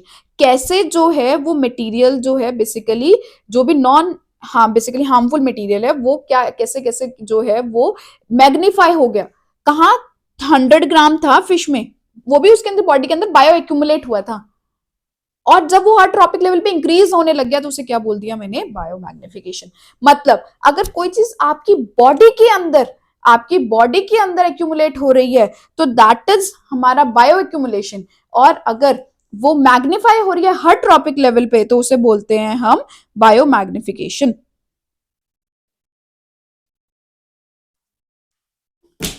Is it okay? क्या है, बेसिकली जब किसी एक सिंगल ऑर्गेनिज्म के अंदर एक्यूमुलेट हो रहा है तो दैट इज बायो एक्यूमुलेशन, और बायो मैग्निफिकेशन जब बहुत सारे ट्रॉपिक लेवल पे इंक्रीज हो रहे हैं। देखो ये फोटो से समझ आएगा, देखो ये एक ही फिश के अंदर हो रहा था, बायो मैग्निफिकेशन क्या, पहले पानी के अंदर ये प्लांट्स थे, प्लांट्स के अंदर मरकरी गया, ठीक है, अब इसको किसने खाया, ग्रास ऊपर लगा लो, इनको किसने खाया, बर्ड्स ने, और इसे लार्ज लार्ज बर्ड ने खाया, तो जब यहां पे तो थोड़ा थोड़ा था, ये पिंक पिंक ये देखो पूरा मैग्नीफाई हो गया, थोड़े से कहां पहुंच गया, और जो मटेरियल बायोमैग्नीफाई हो सकता है उसके अंदर क्या करेक्टरिस्टिक होनी चाहिए, एक तो मोबाइल ट्रांसफरेबल, मतलब कि ये नहीं है कि इसमें ही रह गया, मतलब ये ट्रांसफर होना चाहिए, लॉन्ग लिव्ड, नॉन बायोडिग्रेडेबल, और चौथी चीज मैंने क्या बताई थी, फैट सॉल्युबल। अगर कोई भी चीज ये चारों कंडीशंस पूरी करिए तो दैट मीन्स इट इज बायोमैग्नीफाइंग। देखो क्या था, वाटर, वाटर एल्गी ने कंज्यूम किया, एल्गी ईटिंग इंसेक्ट्स ने खाया और कंज्यूम हुआ, ठीक है, इंसेक्ट ईटिंग इंसेक्ट्स ने खाया, फिर इंसेक्ट ईटिंग फिश ने खाया, फिश ईटिंग फिश ने खाया, एंड देन ह्यूमंस ने खाया, कैसे जो है वो बायोमैग्नीफाई, कैसे हर ट्रॉपिक लेवल पे जो है वो बढ़ता चला गया। इसका बहुत बड़ा एग्जाम्पल है, आपने सुना भी हो मिनीमाटा डिसीज। मिनीमाटा डिसीज जो है बेसिकली मिनीमाटा बे पे हुआ था कि लाइक जो वो पानी के अंदर मरकरी का कॉन्सेंट्रेशन इतना ज्यादा हो गया था कि वो इतना ज्यादा ह्यूमंस को इम्पैक्ट करने लग गया था, वो फिजिकली इम्पेयर्ड होने लग गए थे। एक ना बहुत ज्यादा आपने सुना होगा वल्चर, बायोमैग्निफिकेशन जो है वो वल्चर्स में बहुत ज्यादा कॉमन है। क्या है, बहुत ध्यान से सुना, बेसिकली एक ना केमिकल आता है जिसका नाम है डिक्लोफेनाक। बेसिकली डाइक्लोफेनाक क्या है कि अगर वो हम कैटल को देते हैं ना तो मिल्किंग में बेसिकली मिल्क की कॉन्सेंट्रेशन बढ़ जाती है, एंड उनका मिल्क की कॉन्सेंट्रेशन के साथ साथ उनका जो पीरियड है ना मिल्क देने का वो भी बढ़ जाता है। तो जितने भी कैटल ऑनर्स हैं वो उससे उसको मेडिसिन देते रहते हैं। लेकिन जब जब कैटल जो है वो मर जाएगी तो उसे कौन कंज्यूम करेगी? वल्चर। अब वल्चर के अंदर इतना ज्यादा कॉन्सेंट्रेशन में डिक्लोफेनाक चला गया कि उनका जो बहुत ज्यादा मरने लग गई, उनका जो आईयूसीएन स्टेटस है वही बदल गया। तो गवर्नमेंट ने देखा ये प्रॉब्लम है, इसीलिए गवर्नमेंट ने जगह जगह पे ब्रीडिंग सेंटर्स बनाए, और उन्होंने लाइक पंचकुला में प्रिजर्व करने का सोचा। पंचकुला हरियाणा में एक सिटी है पंचकुला, वहां पे उन्होंने एक ब्रीडिंग सेंटर खोला, और वहां पे दे आर प्रिजर्विंग वल्चर्स।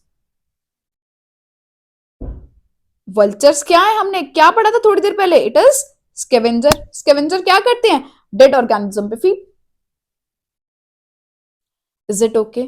समझ आया पूरा फूड चेन, फूड वेब से। फिर उसके बाद हमने पिरामिड्स पढ़े कि पिरामिड्स को हम कैसे रिप्रेजेंट कर रहे हैं, एंड देन उसी के साथ हमने लिंक करके bio accumulation and bio magnification पढ़ लिया। डिफरेंस समझ आया? बायो एक्यूमुलेशन इज कि एक ऑर्गेनिज्म के अंदर कितना पूरी एज लाइफ में कितना एक्यूमुलेट हो गया। Bio magnification is her trophic level पे वो कितना मैग्नीफाई होता जा रहा है। Is it okay? क्लियर है? नहीं समझ आया कोई भी टॉपिक तो मुझे कमेंट सेक्शन में बता दो। ओके, उसके बाद हमें नेक्स्ट टॉपिक पढ़ना है बायो इंट्रैक्शन। ये हम फर्स्ट फंक्शन में ही कर रहे हैं सब कुछ।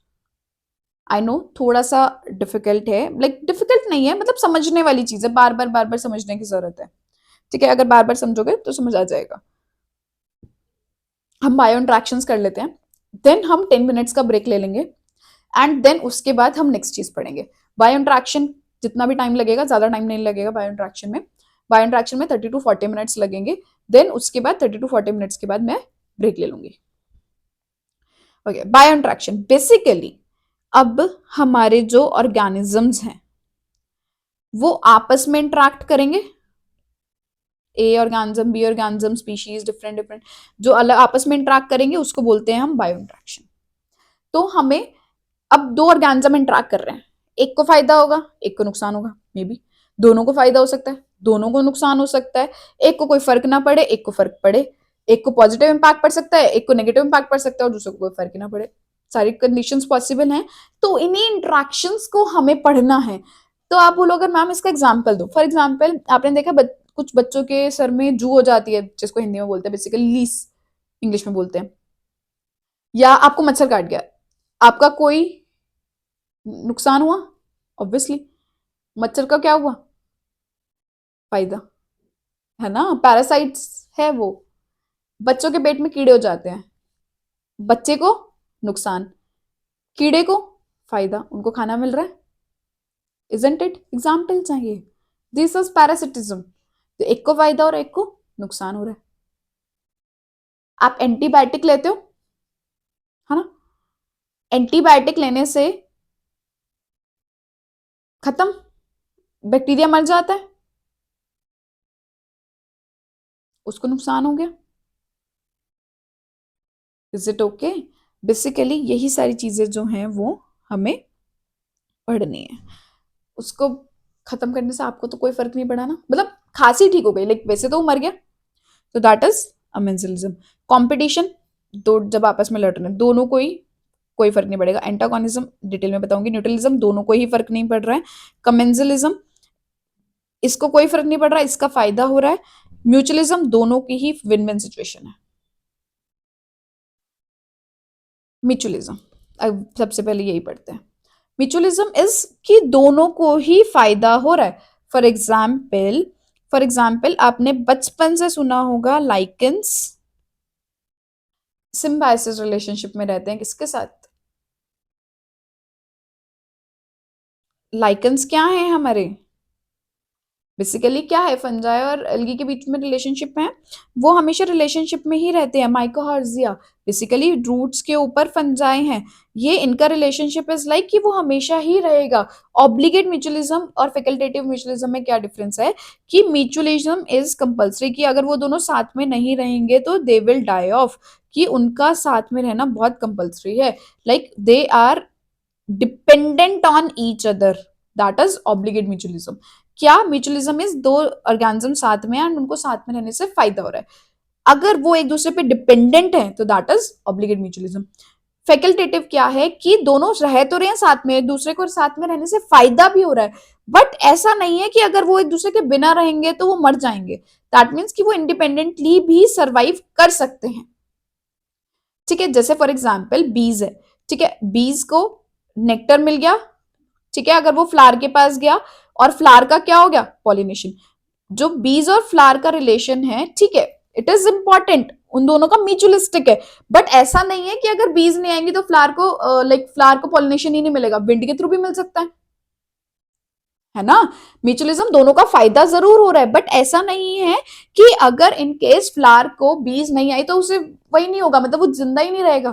फ्लावर को किसी से भी हो सकता है ना, फ्लावर का जो पॉलिनेशन है वो विंड के थ्रू हो सकता है, वाटर के थ्रू हो सकता है, बीज को कहीं और खाना मिल सकता है ना। तो basically this is facultative. Mutualism is दो ऑर्गेनिज्म साथ में रह रहे हैं, उन दोनों को ही फायदा हो रहा है। इसके अंदर दो टाइप है, ऑब्लिगेटरी कि दोनों एक दूसरे के बिना रह ही नहीं सकते हैं, एंड फैकल्टेटिव इट्स लाइक कि दोनों एक साथ रह रहे हैं एंड उसका अगर वो नहीं भी रहेंगे तो भी वो रह सकते हैं एक दूसरे के बिना। Is it okay? Coevolution quite important. Basically coevolution is कि अगर दोनों साथ में लाइक दो ऑर्गेनिजम्स जो हैं वो साथ में इवॉल्व कर रहे हैं। अब कोएवोल्यूशन दो टाइप का होता है, एक होता है म्यूचुअलिस्टिक और दूसरा होता है एंटागोनिस्ट। मतलब एंटागोनिस्ट मतलब क्या कि कोएवोल्यूशन इज दो स्पीशीज, ये दो अलग अलग टाइप के ऑर्गेनिज्म है, ये दोनों साथ में ग्रो कर रहे हैं, एक दूसरे की वजह से इन्होंने अपने आप को इवॉल्व कर लिया। कोएवोल्यूशन दो ऑर्गेनिजम्स का एक साथ में एवोल्यूशन हो रहा है, ठीक है। तो कोएवोल्यूशन इज कि दो ऑर्गेनिज्म आपस में एक दूसरे की वजह से इवॉल्व कर रहे हैं। अब ये जो है दोनों साथ में इसलिए इवॉल्व कर सकते हैं कि इन दोनों को ही फायदा हो, या ये ऐसे इवॉल्व कर सकते हैं कि एक दूसरे से नुकसान हो रहा है, अपने आप को प्रोटेक्ट करने के लिए कर रहे हैं इवॉल्व, दोनों ही पॉसिबल है। तो एंटागोनिस्ट और म्यूचुअलिस्टिक में यही डिफरेंस है कि दो ऑर्गेनिज्म साथ में, म्यूचुअलिस्टिक में क्या हुआ था कि दो अलग अलग ऑर्गेनिज्म थे और उन्होंने साथ में समझौता किया, यार हम दोनों को ना साथ में रहना पड़ेगा, हम अदरवाइज रह नहीं पाएंगे। कोएवोल्यूशन इसके दोनों इवॉल्व ही इस वजह से हुए, मतलब साथ में इवोल्यूशन कर लिया उन्होंने अपना, कि अपने आप को मॉडिफाई ऐसे कर लिया कि वो ऐसे मतलब साथ में रहेंगे तब भी एक दूसरे के सर्वाइव कर पाएंगे, मतलब उन्होंने अपने आप को इवॉल्व ही ऐसे कर लिया। फॉर एग्जाम्पल, ये एग्जाम्पल से बताती हूँ मैं, जैसे कि ये ना बटरफ्लाई है, ठीक है, ये अलग टाइप की बटरफ्लाई है और ये अलग टाइप की बटरफ्लाई है। ये जो बटरफ्लाई है बेसिकली इसको मोनार्क बटरफ्लाई बोलते हैं, और इसको जो है हम मिमिक बटरफ्लाई बोलते हैं, ठीक है। ये जो हमारी बर्ड है ये मिमिक बटरफ्लाई को खा लेती है एंड मोनार्क बटरफ्लाई को नहीं खाती। बहुत ध्यान से सुनना, क्या बर्ड जो है मोनार्क बटरफ्लाई को नहीं खा सकती, इनएडिबल है उसके लिए, और वो मिमिक बटरफ्लाई को खा सकती है। तो मिमिक बटरफ्लाई ने क्या किया, अपने आप को इवॉल्व करने की कोशिश की कि मैं मोनार्क बटरफ्लाई की तरह दिखूं ताकि मैं बच जाऊं, और मोनार्क बटरफ्लाई ने इवेंचुअली कोशिश की कि मैं मिमिक बटरफ्लाई की तरह ना दिखूं, कि मतलब मैं भी मारी जाऊं मिमिक बटरफ्लाई के चक्कर में। और बर्ड्स ने क्या एवोल्यूशन किया कि मैं मिमिक और मोनार्क में डिफरेंशिएट कर पाऊं, क्योंकि अगर मोनार्क खाली तो मर जाएगा, मिमिक खाली तो फूड मिल जाएगा। समझ आया? एंटागोनिस्ट मतलब आपस में बचने के लिए उन्होंने अपने आप को इवॉल्व किया। समझ आया? इंटरेस्टिंग था ना? अब क्लियर हुआ? अब जो ये है हमारी फिग एंड वेस्प की स्टोरी, ये थोड़ी सी स्टोरी जो है वो इंटरेस्टिंग है, इसने इसमें बहुत बड़ा सैक्रिफाइस है। अच्छा, फिग पता है क्या होता है हिंदी में, बताओ? सुना होगा, ड्राई फ्रूट है, बहुत कॉमनली घर में यूज होता है। अंजीर सुना? Basically it is a dry fruit. तो क्या है कि फिग ने क्या किया, लाइक फिग ने अपने अंदर से अपने अंदर इवोल्यूशन किया कि जो अंदर का है ना, इसको होलो बना दिया, ठीक है, ताकि यहाँ पे वास्प आके रह सके, ठीक है। यहाँ पे बेसिकली स्ट्रक्चर का एक नाम है जो मुझे लगता है आपको याद करने की जरूरत नहीं है, उसको बोलते हैं साइकोनियम। तो वास्प ने यहाँ आके अपने एग्स को ले किया, ठीक है। उसके एग्स ले करने के बाद क्या होगा, लार्वे बनेगा, एंड जो लार्वा है वो फिग पे क्या करेगा, फीड करेगा, मतलब खाना खाएगा। वास्प को क्या मिला, एक तो जगह मिली क्या करने के लिए, एग ले करने के लिए, उसके बाद उसके बच्चों को खाना मिला, यही हुआ, ठीक है। और बदले में फिग को क्या मिला, उसको सीड्स मिले, सीड्स मिले जिसकी वजह से वो अपना फ्रूट, मतलब फ्रूट फ्लैट जो भी बना पाएगा, बेसिकली उसको पॉलिनेट में पॉलिनेशन मिल गया। अंदर वास्प आया, उसने पॉलिनेट किया, वास्प का मतलब निकल गया, फिग का मतलब निकल गया। फिग का क्या हुआ, फिग को फ्रूट बेसिकली सीड मिल गए, वास्प को क्या मिल गया, शेल्टर मिल गया, उसके फूड मिल गया। बेसिकली बहुत इंटरेस्टिंग स्टोरी है कि वास्प में क्या होता है। यूपीएससी ना, यूपीएससी को बड़ा मजा आता है ऐसे क्वेश्चन पूछने में ना, तो वो पूछ भी सकते हैं मे बी। वास्प का क्या है कि एक टाइप की जो वास्प है वो एक टाइप के फिग के साथ समझौता कर लेती है, मतलब जैसे फिग और वास्प एक जनर है, ठीक है, उनकी छोटी छोटी स्पीशीज भी होंगी ना, तो एक टाइप की जो फिग है वो वास्प के साथ समझौता कर लेती है।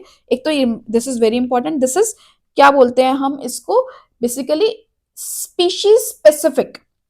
क्या है ये, स्पीशीज स्पेसिफिक,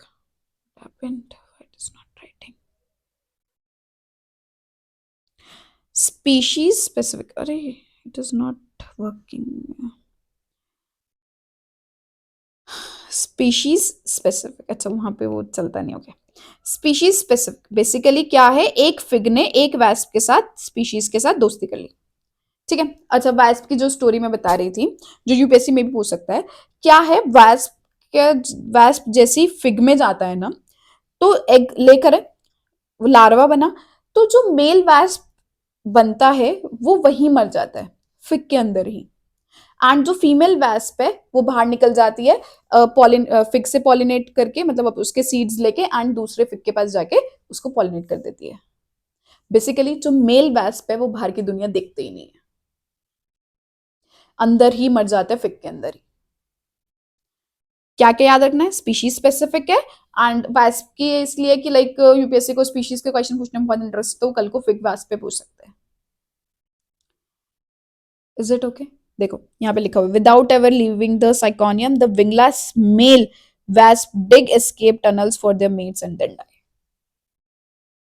तो आप बोलोगे कि मेल वैस्प आते ही क्यों है, बेसिकली वो टनल बनाते हैं, मतलब डिग, ऐसे होता है ना कि मेल्स जो है वो ध्यान रखते हैं फीमेल्स का, लाइक कि वो फिग के अंदर टनल बनाते हैं ताकि फीमेल वैस्प जो है यहाँ से निकल सके, एंड देन वो मर जाते हैं, वो बाहर की दुनिया कभी देखते ही नहीं। Is it okay? हमने बायोटिक इंट्रैक्शंस में दो पढ़े, म्यूचुअलिस्टिक एंड कोएवोल्यूशन। म्यूचुअलिस्टिक में हमने क्या पढ़ा कि लाइक दो ऑर्गेनिजम्स जो हैं वो साथ में ही रहते हैं, एंड दो टाइप का है, ऑब्लिगेटरी फैकल्टेटिव। ऑब्लिगेटरीज की एक दूसरे के बिना वो जी ही ना सकते, फैकल्टेटिव की हाँ म्यूचुअलिस्टिक दोनों को फायदा हो रहा है, बट ऐसा जरूरी नहीं है कि अगर वो एक दूसरे के बिना होंगे तो वो जी नहीं पाएंगे, ठीक है। उसके बाद हमने पढ़ा कोएवोल्यूशन। कोएवोल्यूशन में क्या कि दो स्पीशीज जो हैं आपस में साथ में इवॉल्व कर रहे हैं बिकॉज ऑफ ईच अदर। जैसे हमने इसमें पढ़े दो टाइप के, म्यूचुअलिस्टिक, एंटागोनिस्ट। म्यूचुअलिस्टिक में हमने फिग और वैस्प की स्टोरी पढ़ी। फिग ने अपने अंदर का जो है वो सब कुछ हॉलो कर लिया है, अपने जो बेसिकली खोलो स्ट्रक्चर तैयार कर लिया जिसको बोल रहे हैं साइकोनियम, एंड वास्प ने अपने विंग्स निकाल के उसके अंदर एंट्री करी, ठीक है, फिग के अंदर, एंड उसके बाद एग दिए, लार्वे आया, लार्वे ने किस पे फीड किया, फिग पे, और फिग को क्या मिल गया, वो जो हमारी वैस्प पे वो कहीं और से आई होगी, कहीं और से आई होगी तो वो पॉलिनेट कर देगी, वो सीड्स जनरेट कर पाया, एंड देन वो मेल वैस्प बना। पहले मेल वैस्प ने एक टनल डिग किया फीमेल वैस्प के लिए, एंड देन मेल वैस्प वहीं मर गया, एंड देन फीमेल वैस्प जो है वो बाहर निकल गई एंड कहीं और जाके उसने पॉलिनेट किया। This is species specific, basically एक फिग की स्पीशीज दूसरे वैस्प की स्पीशीज के साथ नहीं कर सकती, बेसिकली उस दोनों में समझौता है, एक फिग की स्पीशीज एक वैस्प की स्पीशीज दोनों आपस में मिलेंगे एंड दे विल इंटीमेट, मतलब बेसिकली ये रिलेशनशिप शो करेंगे। देन उसके बाद आता है, एंड उसके बाद हमने पढ़ा एंटागोनिस्ट। एंटागोनिस्ट में क्या हुआ, एक एग्जाम्पल लिया हमने mimic butterfly and monarch butterfly का। बर्ड्स जो है वो मिमिक बटरफ्लाई को खा सकती है, मोनार्क बटरफ्लाई को नहीं खा सकती, तो मिमिक बटरफ्लाई ने अपने आप को मोनार्क बटरफ्लाई जैसा बनाने की कोशिश की ताकि वो बर्ड्स जो हैं उसको आइडेंटिफाई ना कर पाए, एंड मोनार्क बटरफ्लाई ने अपने आप को डिफरेंशिएट करने की कोशिश की फ्रॉम द मिमिक ताकि वो कंज्यूम ना हो जाए, एंड बर्ड्स ने अपने आप को इवॉल्व किया कि वो इन दोनों में डिफरेंशिएट कर पाए। This is the story that we read till date, मतलब टिल नाउ। प्रोटोकॉपरेशन, प्रोटोकॉपरेशन बहुत ध्यान से सुनना, it is also type of, मतलब बहुत लोग इसको मतलब कंफ्यूज करते हैं म्यूचुअलिज्म के साथ, but it is totally different from mutualism. Mutualism में दो ऑर्गेनिज्म साथ में रह रहे हैं, दोनों को बेनिफिट हो रहा है, ठीक है, बट दोनों का साथ में रहना इज इंपॉर्टेंट एंड वो परमानेंट है। लाइक बीज जो हैं वो प्लांट को फ्रूट को प्लांट्स को पॉलन प्रोवाइड कर रही हैं, एंड जो प्लांट्स हैं उनको बीज नेक्टर प्रोवाइड कर रहे हैं। ये इन दोनों का सिस्टम जो है वो चल रहा है, बट प्रोटोकॉपरेशन इज कि इन दोनों को फायदा हो रहा है एंड ये टेम्पररी है, मतलब थोड़े टाइम के लिए। ऐसा नहीं है कि अगर ये साथ में नहीं रहेंगे तो मर जाएंगे। बेसिकली इसमें हर्माइट क्रैब और सी एनिमन की स्टोरी है। क्या है कि हर्माइट क्रैब जो है वो अपने सी एनिमन को ऊपर बिठा लेता है एंड सी एनिमन को जो है वो ट्रांसपोर्टेशन में हेल्प करता है, मतलब इधर से उधर जाने में, क्योंकि सी एनिमन इज अ प्लांट और वो ट्रांसपोर्ट नहीं हो सकता, ठीक है। ट्रांसपोर्टेशन मिल गई सी एनिमन को, ठीक है, और बदले में हर्माइट क्रैब को क्या मिल गया? फूड। लेकिन ऐसा नहीं है, दिस इज टेम्पररी। ये नहीं है कि हमेशा ही ये हमेशा ऐसी कंडीशन में रहेंगे, ना ना ना ना। अगर दिस इज टेम्पररी होता है तो ठीक है, नहीं तो ये अपने एक दूसरे के अलावा रह सकते हैं। This is sea anemone and this is हमारी हर्माइट क्रैब, ठीक है। एक और वर्ड आता है सिम्बायोसिस, जो थोड़ा सा कंफ्यूज कर देता है। सिम्बायोसिस इज बेसिकली दो ऑर्गेनिजम्स के बीच में रिलेशनशिप, ठीक है। अब वो रिलेशनशिप म्यूचुअलिस्टिक भी हो सकता है एंड वो रिलेशनशिप जो है एक दूसरे के साथ पैरासिटिक भी हो सकता है, ठीक है, मतलब कि एक दूसरे को नुकसान पहुंचाने वाला भी हो सकता है और दोनों को फायदा करने वाला होता है। Symbiosis is basically relationship. लोग सिम्बायोसिस को ओवरलैप कर देते हैं म्यूचुअलिज्म के साथ, नहीं। सिम्बायोसिस के दो ऑर्गेनिजम्स जो है वो साथ में, वो किसी भी रीजन से हो सकते हैं, लाइक वो सॉरी वो किसी भी रीजन से हो सकते हैं। बेसिकली वो चाहें तो म्यूचुअलिज्म की वजह से साथ में हो सकते हैं या कम्युनिज्म के साथ में हो सकते हैं। बेसिकली दो ऑर्गेनिज्म साथ में रह रहे हैं। तो सिम्बायोसिस में क्या है कि जो रूट्स, बेसिकली फंजाई जो है वो रूट्स पे रहते हैं। पता होगा आपको माइकोहर्जियल क्या है, मुझे कमेंट सेक्शन में बताना, मैं नहीं बता रही माइकोहर्जियल। बेसिकली कोरल्स और सिम्बार्डियम, मैं इसकी स्टोरी सुना देती हूँ आपको। आपको पता है कोरल रीफ्स कहाँ रहते हैं? कोरल रीफ्स जो है वो ओशंस पे रहते, मतलब ओशंस के कोस्टल एरियाज में रहते हैं जनरली। तो ये लोग ना ट्रैवल नहीं कर सकते। अगर ट्रैवल नहीं करेंगे तो खाना कहां से लाएंगे, है ना? तो इन कोरल्स पे जो है वो एल्गई आ जाती है या फिर जूजेंथले। ये क्या करता है, ये इसको खाना बना के देता है कोरल्स को। एंड जो ब्यूटी होती है कोरल रीफ्स की, which is very famous world wide, it is because of zooxanthellae. And corals जो है वो इन रिटर्न जूजेंथले को क्या प्रोवाइड कर देता है? Shelter. This is a symbiosis relationship. दोनों साथ में रह रहे हैं, दोनों की डिमांड्स पूरी हो रही हैं, नहीं भी होती तो भी सिम्बायोसिस। बेसिकली दो ऑर्गेनिज्म साथ में रह रहे हैं। Symbiosis is the simplest term कि दो ऑर्गेनिज्म साथ में रह रहे हैं। पैरासिटिज्म, पैरासिटिज्म दिखाई दे रहा है, ये एक ऑर्गेनिज्म को तो फायदा हो रहा है और दूसरे को नुकसान हो रहा है। वही बेसिकली सॉरी, इसको फायदा हो रहा है, इसको नुकसान हो रहा है। मैं शायद उल्टा बोल गई, मतलब उल्टा इशारा कर दिया। क्या हुआ कि कैट थी, कैट पे टिक गई, मतलब ऐसे ही वही, उसने उसका खून चूस लिया, उसको इरिटेशन हो गई, उसको अपने लेकिन फूड मिल गया। Parasitism is a symbiotic relationship in which one organism benefits while the other is harmed. जैसे कि टिक एंड डॉग, टिक गई डॉग पे, उसने इरिटेट कर दिया उसको, ठीक है। हु वॉर्म्स एंड ह्यूमंस, हमारे ह्यूमंस के अंदर पेट में कीड़े, that is also an example of parasites. Barnacles and whales, whales के ऊपर ना ये बेसिकली छोटे छोटे बार्निकल्स लग जाते हैं, तो ये इरिटेट करते हैं वेल्स को, बट बार्निकल्स को उनका फूड मिल जाता है, ठीक है। And leches and humans, I told you, sir में जुए होना। कोई अदर बर्ड नेस्ट, बेसिकली एक बर्ड ने नेस्ट बनाया, उसके ऊपर दूसरा कोई आके रहने लग गया, तो दैट इज, उसको जो जिसने घर बनाया उसको नुकसान हो गया। Commensalism, very important. It is a type of relationship between two in which one organism benefits from the other without harming it. उसको हार्म नहीं किया, जस्ट उसको फायदा हुआ। ठीक है, फॉर एग्जाम्पल मैं ना इसमें एक एग्जाम्पल देती हूँ, आई डोंट नो, मैं बताती हूँ क्या है। फॉर एग्जाम्पल अगर आपने देखा हो कि कैटल्स जब जाती हैं तो उसके पास ना एक बर्ड उड़ती है, ठीक है।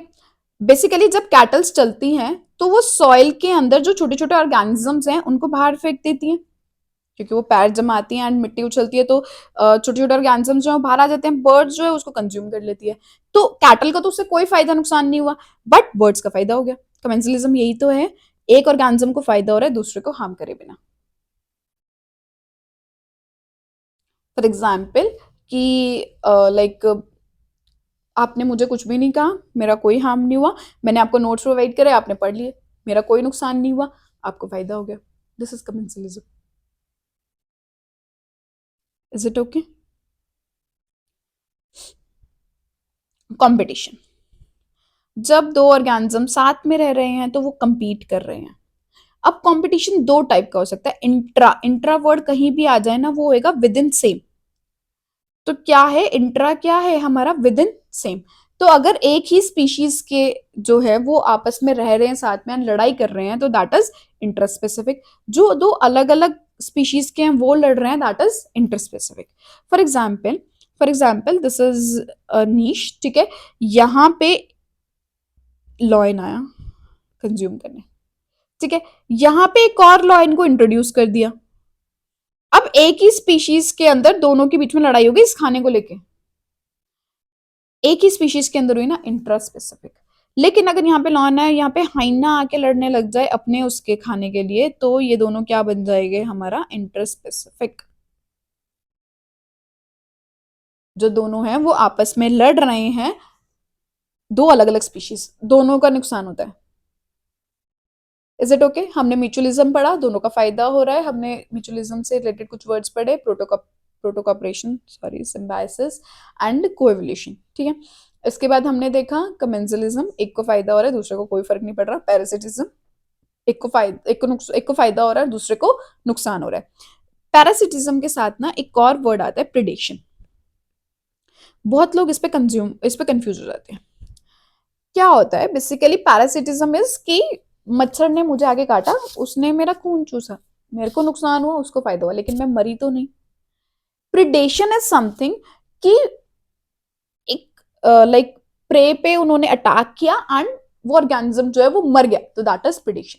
फॉर एग्जाम्पल लायन जो है वो डियर को खाने गया एंड डियर मर गया एंड लायन ने उसको कंज्यूम कर लिया, तो इसमें डियर का नुकसान हुआ, इतना नुकसान हुआ कि उसकी डेथ ही हो गई, और फायदा किसको हुआ, लायन को। It is the difference between parasitism and predation.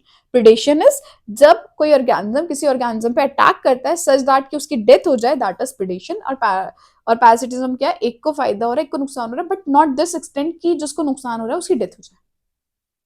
Predation is जिसको नुकसान हो रहा है वो इतना एक्सटेंट तक कि वो मर जाए। Is it okay? Lion feeding on deer example.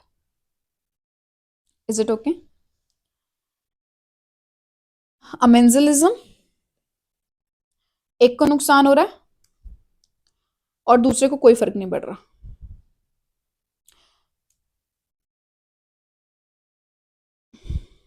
क्या, एक को नुकसान हो रहा है और दूसरे को कोई फर्क नहीं पड़ रहा। जब बताती हूँ, जैसे कि फॉर एग्जाम्पल दिस इज हमारा ट्री है, यहाँ पे इसकी कैनोपी इतनी ज्यादा है कि जो नीचे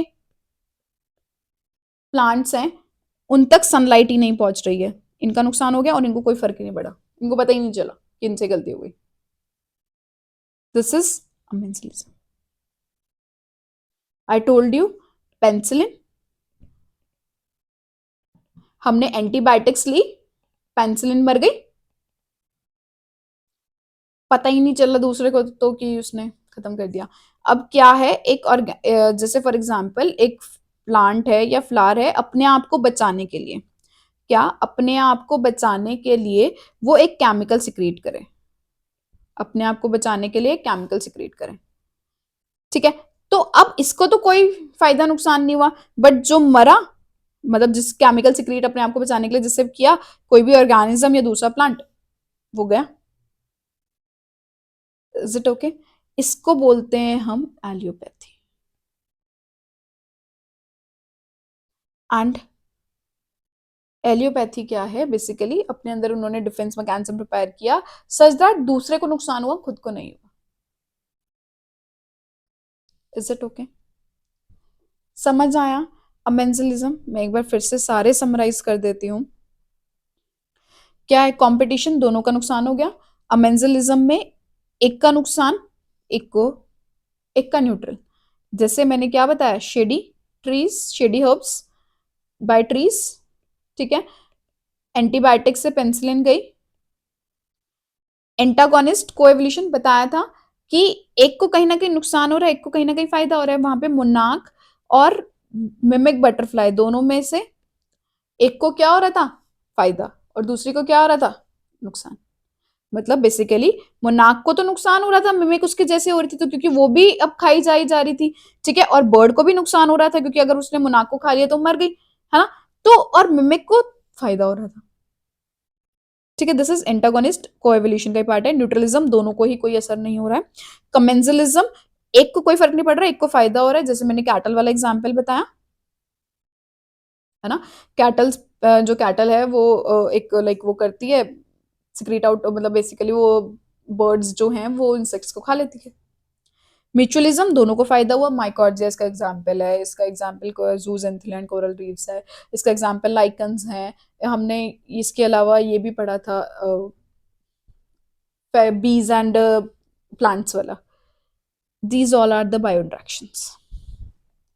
We are done with the first function of ecosystem, that is transfer of energy. हमने क्या क्या पढ़ा? सबसे पहले हमने स्टार्टिंग क्लास की करी इकोलॉजिकल प्रोडक्टिविटी से। इकोलॉजिकल प्रोडक्टिविटी में हमने पढ़ा दो टाइप की प्रोडक्टिविटी होती है, primary productivity and secondary productivity.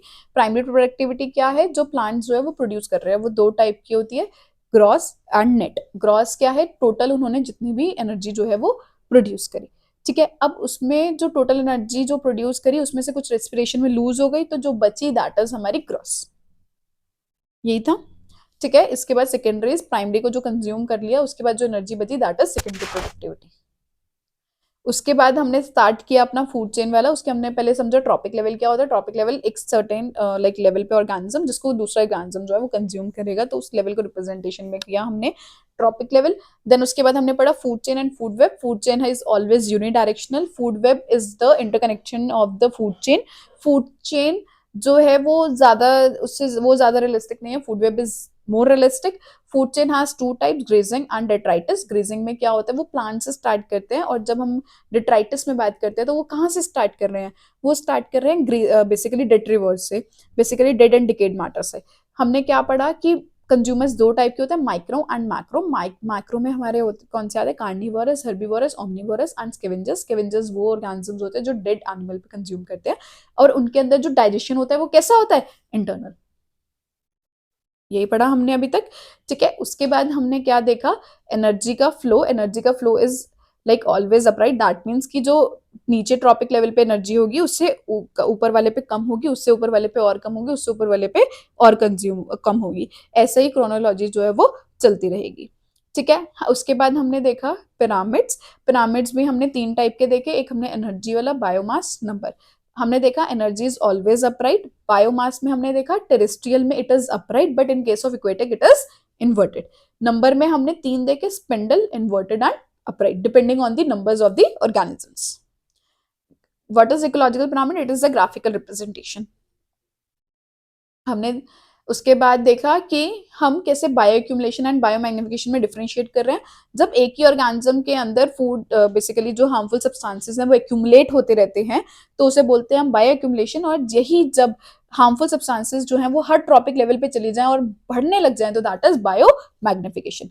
ये माइनर सा डिफरेंस होता है। फॉर एग्जाम्पल मेरी बॉडी के अंदर बढ़े जा रहा है, मैं जैसे जैसे बड़ी होती जा रही हूँ वैसे वैसे मेरे अंदर जो केमिकल है उसका कॉन्सेंट्रेशन बढ़ता जा रहा है, that is bio accumulation. But मुझे किसी और ने कंज्यूम किया, उसके अंदर बढ़ गया, उस केमिकल का concentration, that is biomagnification. It is very important, Down to Earth में हमेशा न्यूज में रहता है। ये दोनों वर्ड यूपीएससी कभी भी पूछ सकता है, ये वर्ड्स जो हैं वो आपको अच्छे से पढ़ने ही पढ़ने हैं, ठीक है। उसके बाद हमने देखा बायोटिक इंट्रैक्शंस। बायोटिक इंट्रैक्शंस में हमने देखा म्यूचुअलिज्म, जिसमें दो ऑर्गेनिज्म दोनों को फायदा हो रहा है। पैरासिटिज्म, एक को फायदा हो रहा है, एक को नुकसान हो रहा है, ठीक है। उसके बाद हमने देखा कमेंजलिज्म, एक को फायदा हो रहा है, एक को कोई फर्क नहीं पड़ रहा। अमेंजलिज्म, एक को नुकसान हो रहा है, दूसरे को कोई फर्क नहीं पड़ रहा। कंपटीशन, जिसमें दोनों को ही नुकसान हो रहा है। और हमने देखा वो दो टाइप के होता है, intra specific, intra species and inter species. Basically कि जब एक ही स्पीशीज के दो ऑर्गेनिज्म आपस में लड़ रहे हैं, दैट इज इंट्रा।